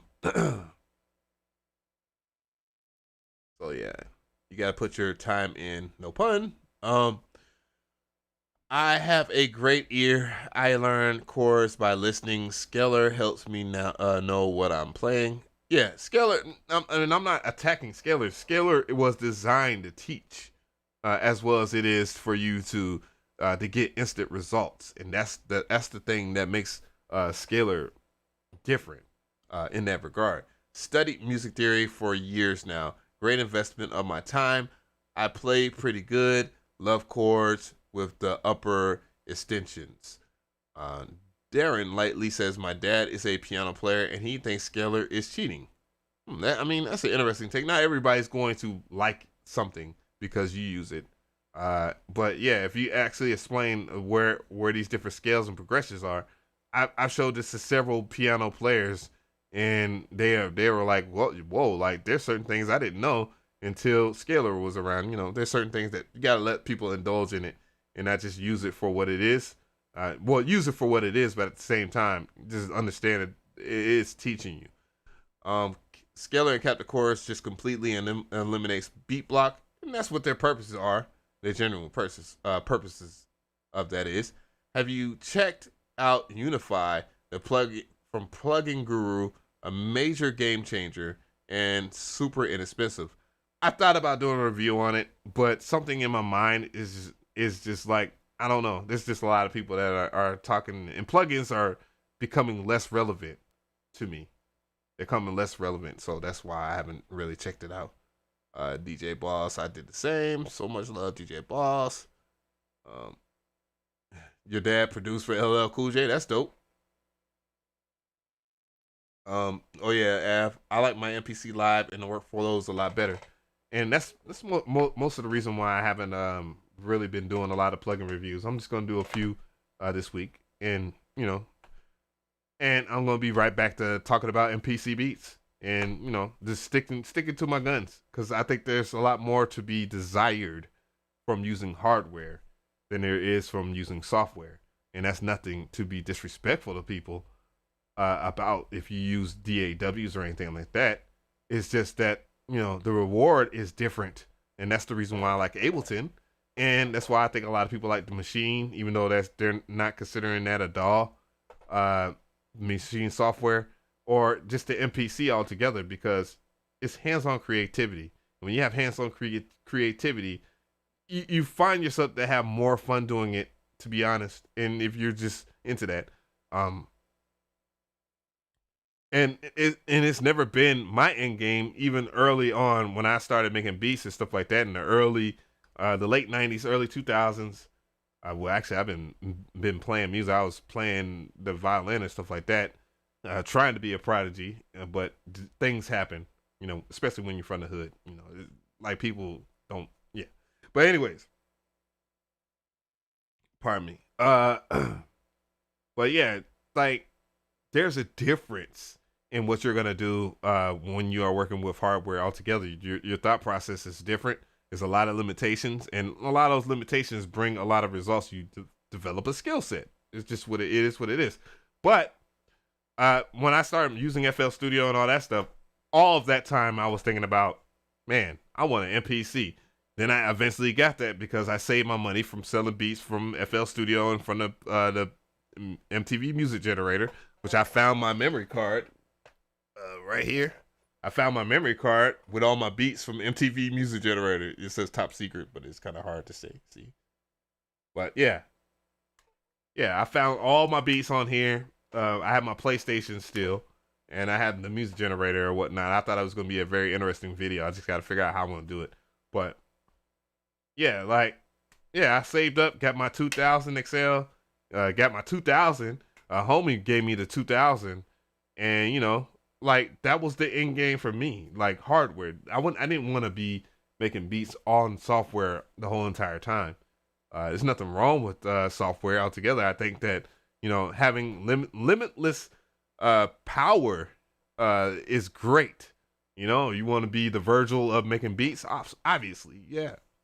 You have there's no limits to what you could do on the laptop, but the problem is, a lot of people are making beats on laptops, and it seems like all we can think about is the Lex Luger snap clap, the rack kick, Omnisphere presets, and that's it. And that's production altogether, or whatever else people like, whatever pops up.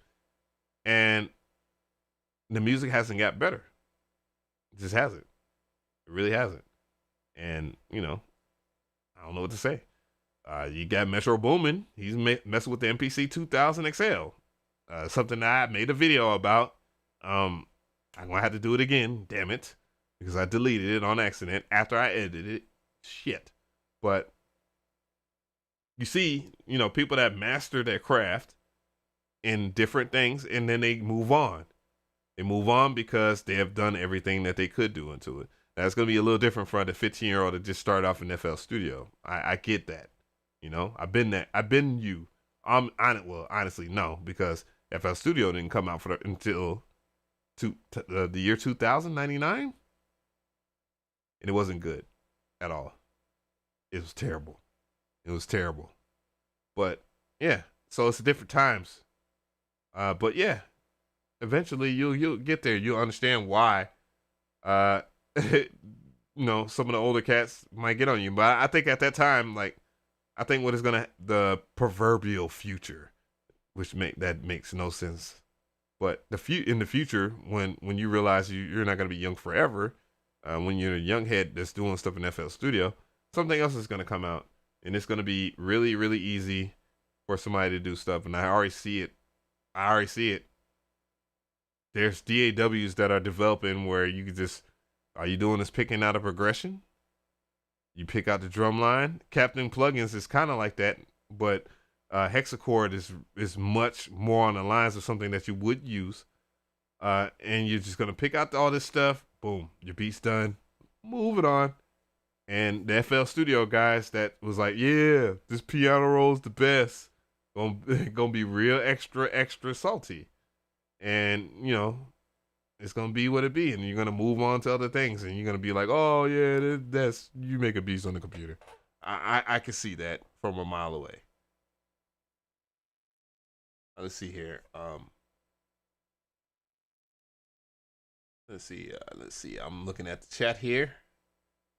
Oh yeah, Av, I like the MPC. Oh, okay. MG the Future had some great scalar tutorials. Yep. Only VST I desire is to span 3, and it'll probably never happen. Span 2 is good enough. Time to stop talking about making music and get back to making it. Thanks for the stream. All right, appreciate you, Fidget Jones. E Junior says gear companies, in my opinion, are literally just releasing whatever, and many times end users look at two producers like you to find out what the products are worth, and it's so obvious they need more diversity. Yeah. I think so. The thing is, with a lot of my reviews, I just think that I give a different perspective. Because if we was to look at, like, if I was to type in, let me see here. Let's type in something. What's something I'm doing a review on? And talk about diversity here. Let's see here.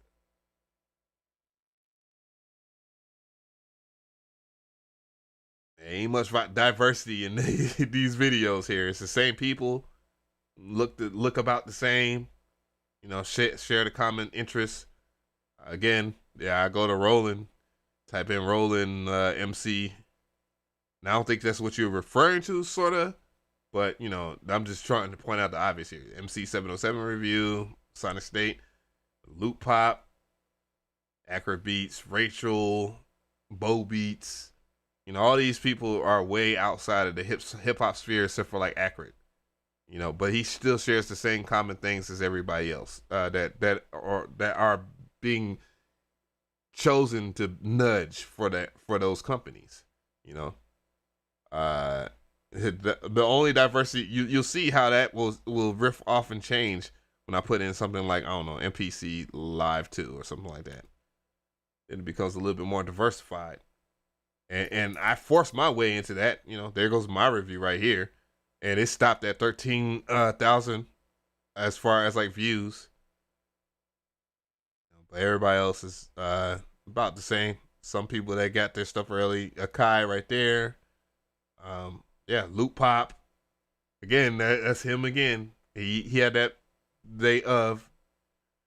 But if we scroll down, you see what real diversity is there. You got I Am Sight, Beats by J Black. So you see what companies actually give a shit about diversity is what I'm trying to get to. Is the point I'm trying to say. Let me see here. Let's type in Korg. Let's type in Korg Wave State.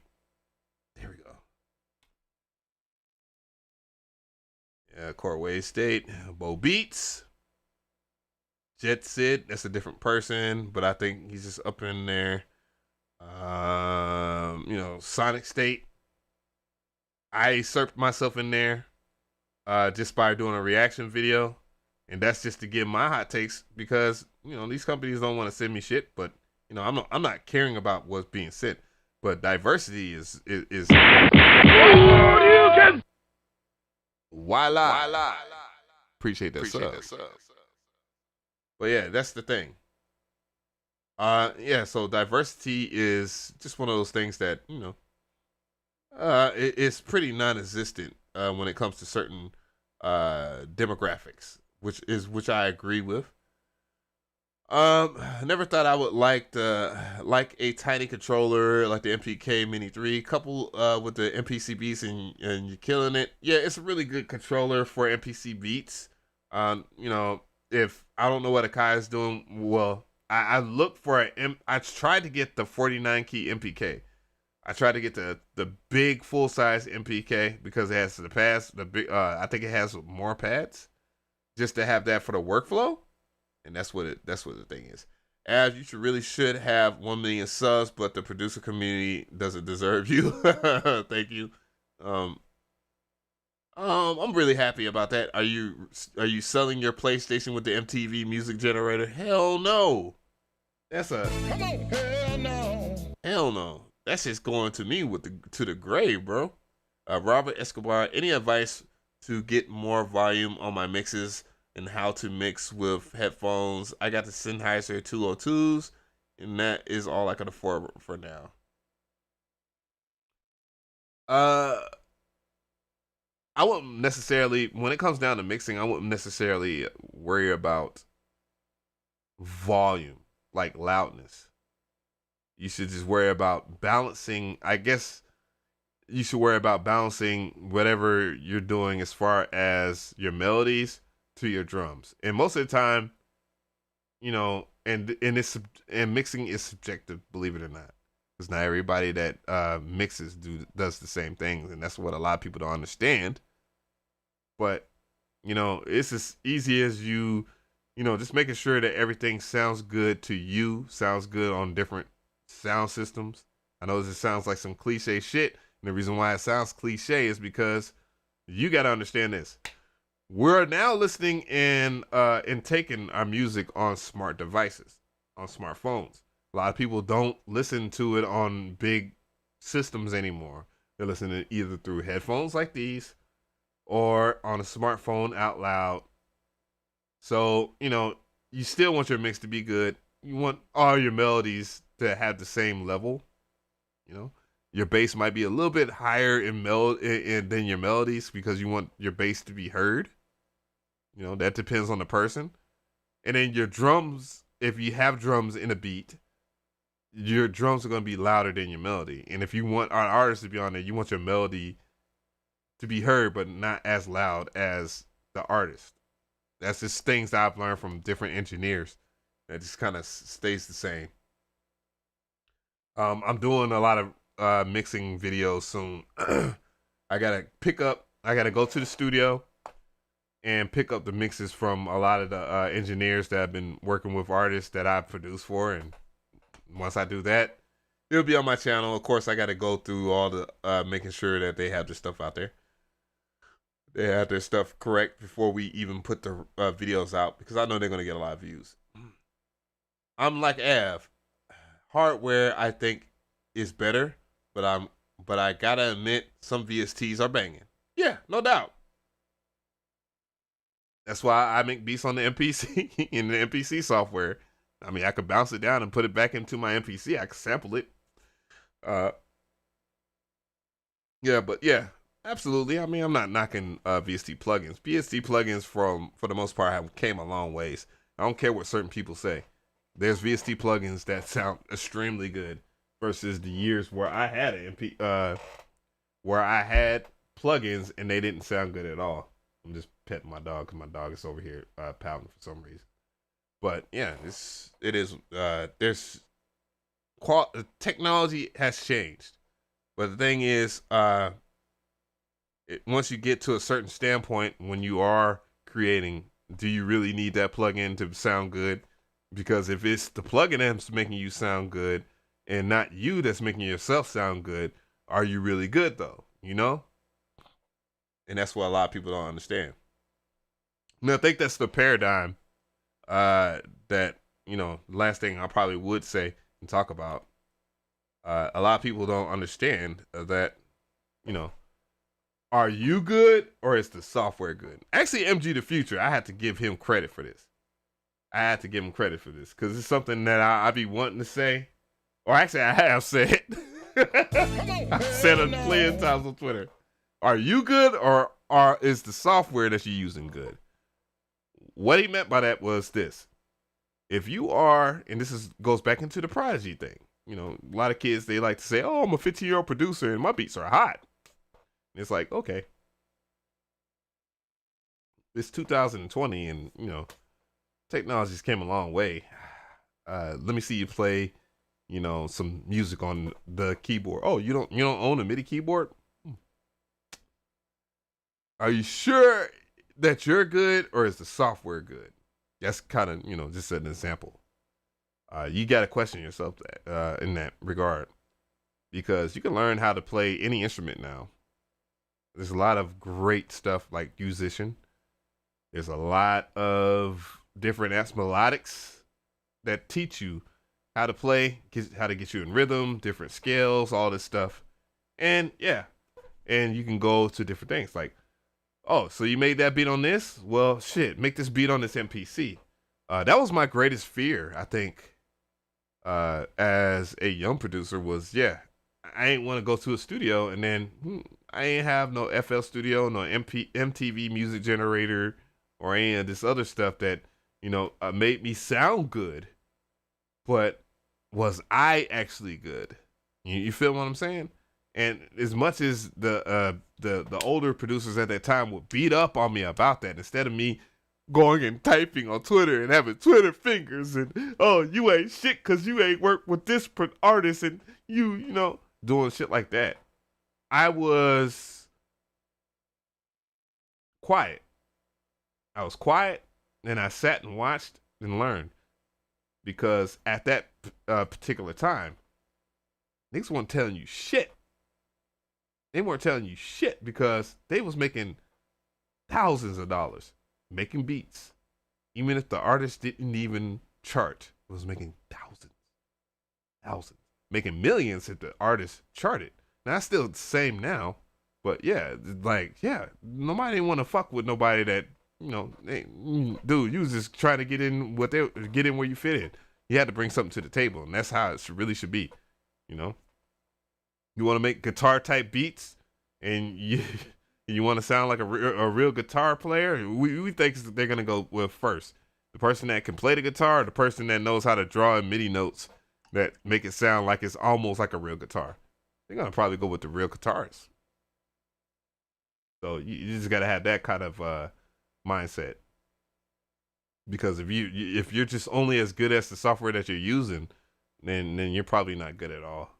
And that's something that I put in my head, and I'm still trying to improve on. I'm still trying to learn as much as humanly possible.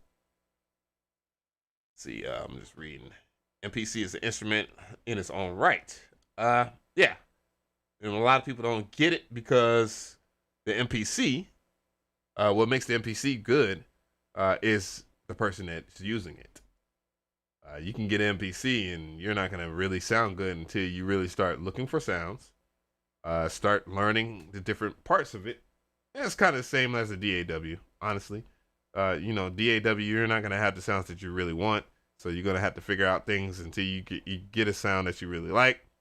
9 times out of 10, you're going to lean towards a certain producer that got shit popping, and you're going to try and sound like them. And then you'll probably try to define yourself a little later down your career if you really care, are serious about it. And if you're fortunate enough to crack the doors wide open. Some people are doors though. Some people can, they're gonna have doors open for them because they are the door. They're the gatekeeper. I'm a pianist, and I still am trying to figure out FL Studio and drums. Well, you ain't gonna have much issue there, my dude. Trust me. It's not hard. Uh-oh. Oh, there we go. Oh, no. Oh. Here we go. Sometimes my shit be going crazy. Let me see here. 0 dB white noise track. Does the white noise have to be at a certain dB? You definitely don't want your white noise to be that loud at all, if audible. Like I have some noise right now on my sound card, but I use a lot of hardware. So you don't want it to overtake everything. Create white noise on one channel and select channel track 0 solo mode and bring, I guess that's what they're talking about, into his audible white noise. Then do every track one at a time. I don't know about that. I heard peak noise is what they usually use for mixing. They're my brother, but to each his own. I just bought some machine expansions and use them with FL. That's an interesting combination. This is the chillest chat. I hate drawing in the DAW. I use the MPC Live pads, the MPC 218 pads for my DAW, and the controller boards for my VST AU plugins. Way more for fun, I believe is what he's trying to say. Yeah, I mean, I get it. I just seen DJ Mustard on live actually playing out melodies now.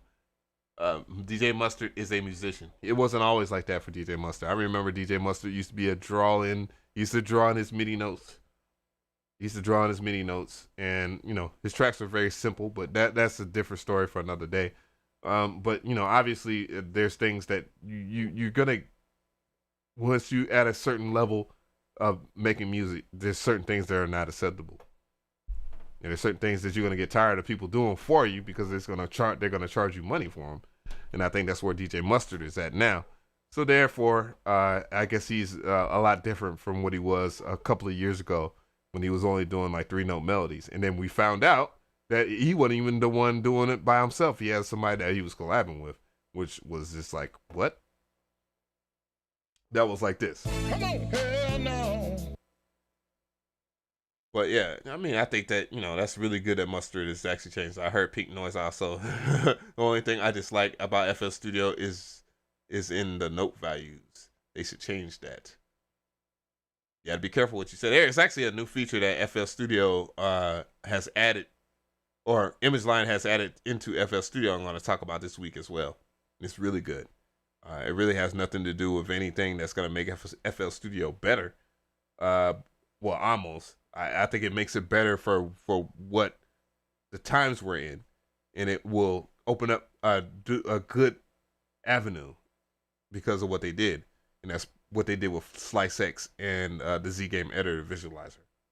And it's going to be really good and really entertaining, and a lot of people are going to be doing it. I promise you. Right after I show you what's going on, NI, did I miss that? Yes, you did. Emotional 22.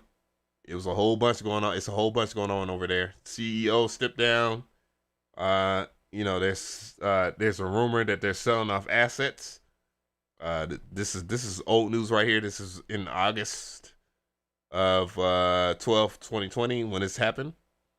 When the CEO and CIO stepped down.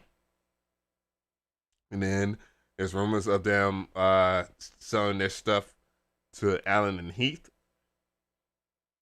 Yeah, it's a lot to unpack.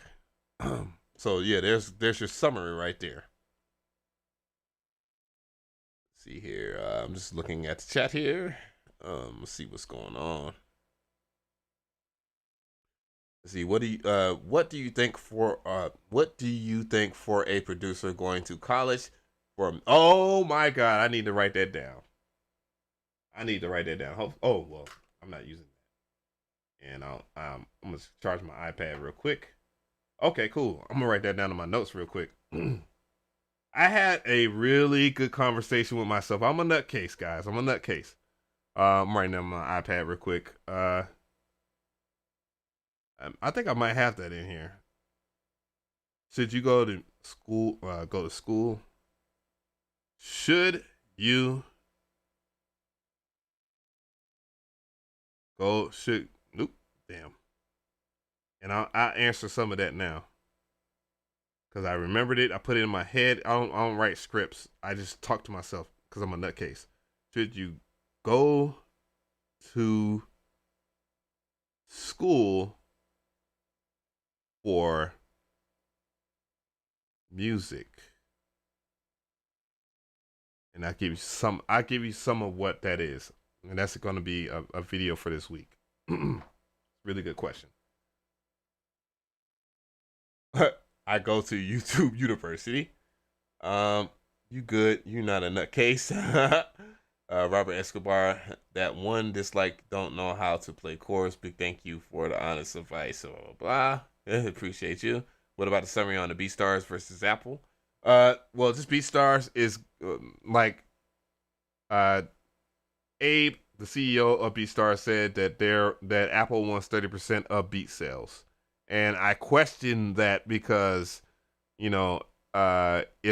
you sell beats on BeatStars or whatnot, and they make a sale on the iPad app or whatever, because they I obviously have an iPad app, and every one of the companies get like hey, they lose 30% to Apple. The BeatStars app itself is free, but the CEO and all the other people that make money up there, they make money from subscriptions and all that stuff. So it shouldn't really come out of the beat sales. But then what he's trying to imply is that Apple wants every last one of those transactions from that, and that, you know, things like promotions and stuff like that that people pay for on BeatStars. Yeah, it's a hot mess basically. I'm not gonna go over that fully again because there's a lot to it, and a lot of the chat actually taken in that discussion. It was very interesting. But yeah, you know, it'll be a replay. I'll have the timestamps. But anyways, I'm gonna answer this question and I'm gonna wrap it up. But the question was, should you go to school for music? I've actually made a discussion on this, and I got the notes in my head because I'm a weirdo. And I say yes, and I also say no. I say yes for the fact that you're going to learn a lot more about music theory.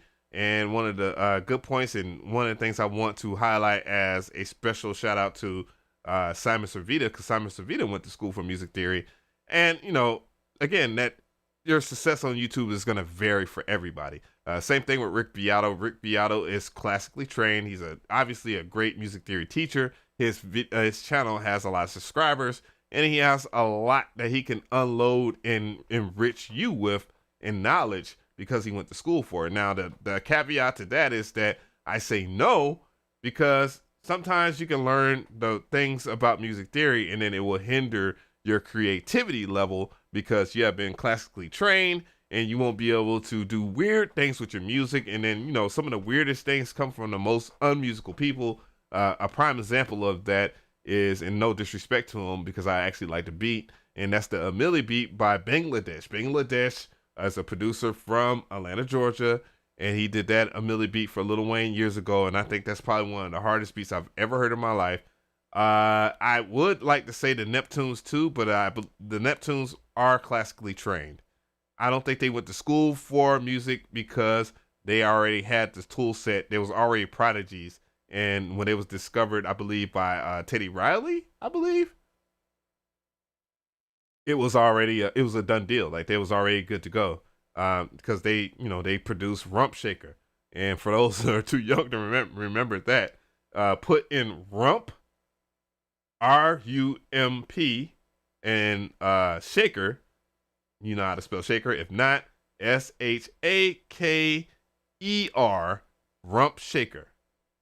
And enjoy that beat in that video. That video at that time was something else. I watched it every time as a kid. But yeah, the Neptunes actually produced that shit. One of the doper beats from the Neptunes, and that kind of explains how they actually, because that was a sample. But yeah, the way that was played and the way that they play their music is like a sample, like phrases.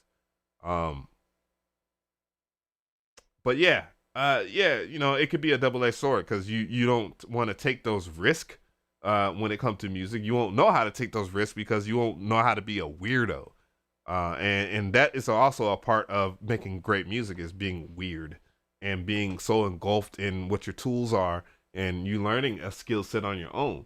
Now, you could do both of that and you can go to college and stuff like that, but the knowledge in itself is very powerful. It's a very powerful tool, especially now if you think about, you know, most people don't want to go to school because they don't want to go and get COVID-19. It's just things are not safe and blah, blah, blah, and homeschool and all that. If you're on YouTube and you're teaching, then you're making hella bank.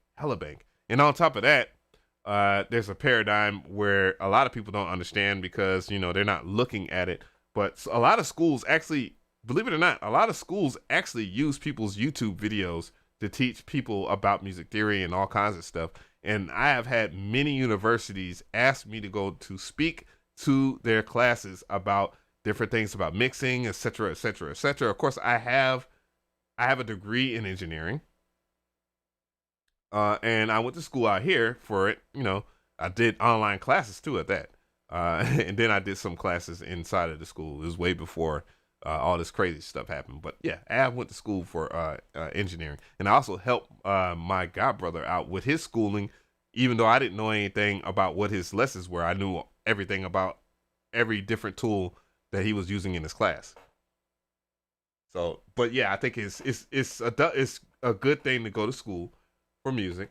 And the double edge about that is that you probably won't be as creative as the Bangladeshis. There's some other, the Timbos, I guess, the Timberlands, and you won't be able to bring a lot of spice to the table, but you'll be able to understand music theory enough to be able to be a great player in the game, a major player in the game, no matter what. Even if you don't get that placement.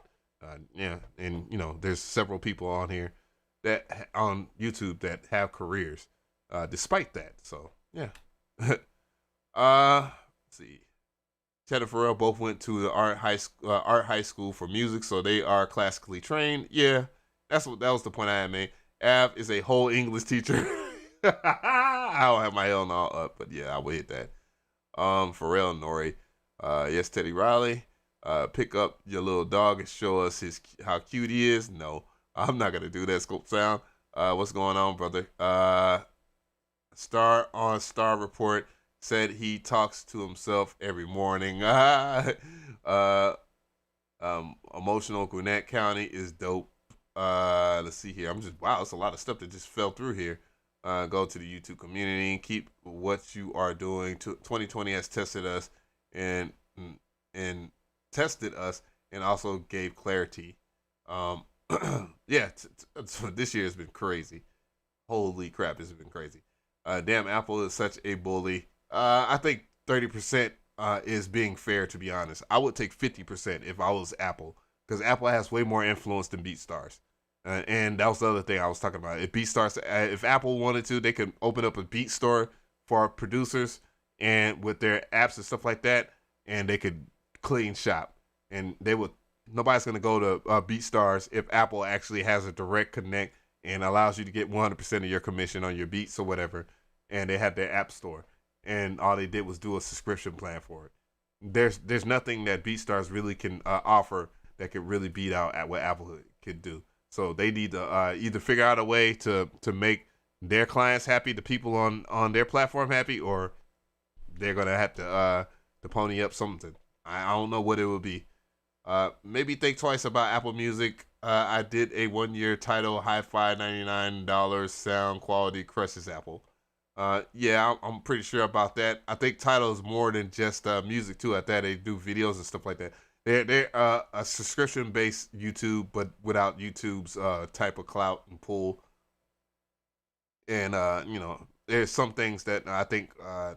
One thing I would like to see YouTube have competition, so that YouTube will actually have to be a little bit more lenient towards their creators in terms of how much they are paying them via advertisements and stuff like that.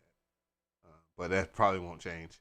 YouTube is way too big now. Guitar Center may have a part in Native Instruments problem if you factor in the literal hundreds of machine controllers returned.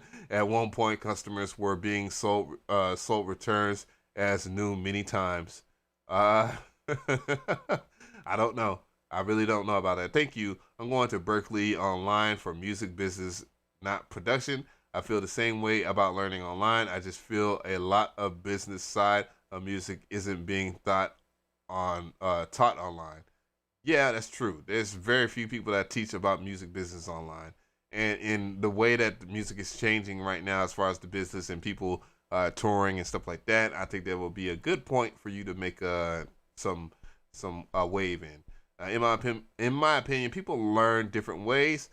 We all need to humble ourselves and learn. The question is YouTube, 2-year certification, or conservatory? Yeah. See, the thing is that how I feel about learning on YouTube.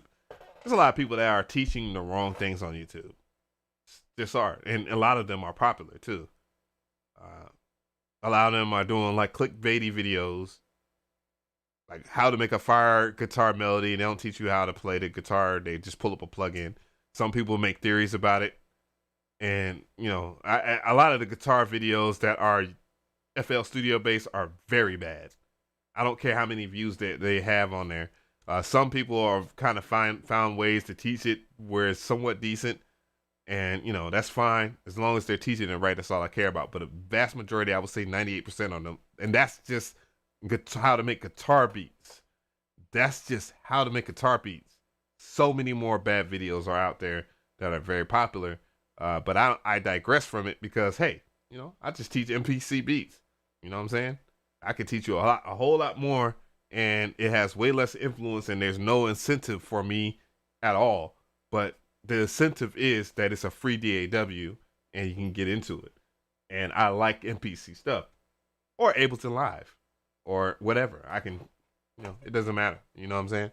But there's a lot of bad tutorials on here, and a lot of them are just how to make this type beat, and it's not how the person made that beat or whatever. But it's all more so about clickbait than it is about actually teaching you. Very few good FL Studio tutorials on YouTube. People, I'm just saying, it's obvious because when I do a FL Studio tutorial, guess what happens? I get a lot of views. So imagine if I did a lot more of those. And Sharpie's the worst producer, blah, blah, blah. I don't know. I never watched a Sharpie video. I've never been enthused to. I mean, why would I? I seen the Timberland masterclass. You won't learn anything about technical production. You'll learn about how not to be so technical in the studio and feeling of music. That's how I felt about that. I watched the masterclass, and I remember when they leaked it on YouTube too as well.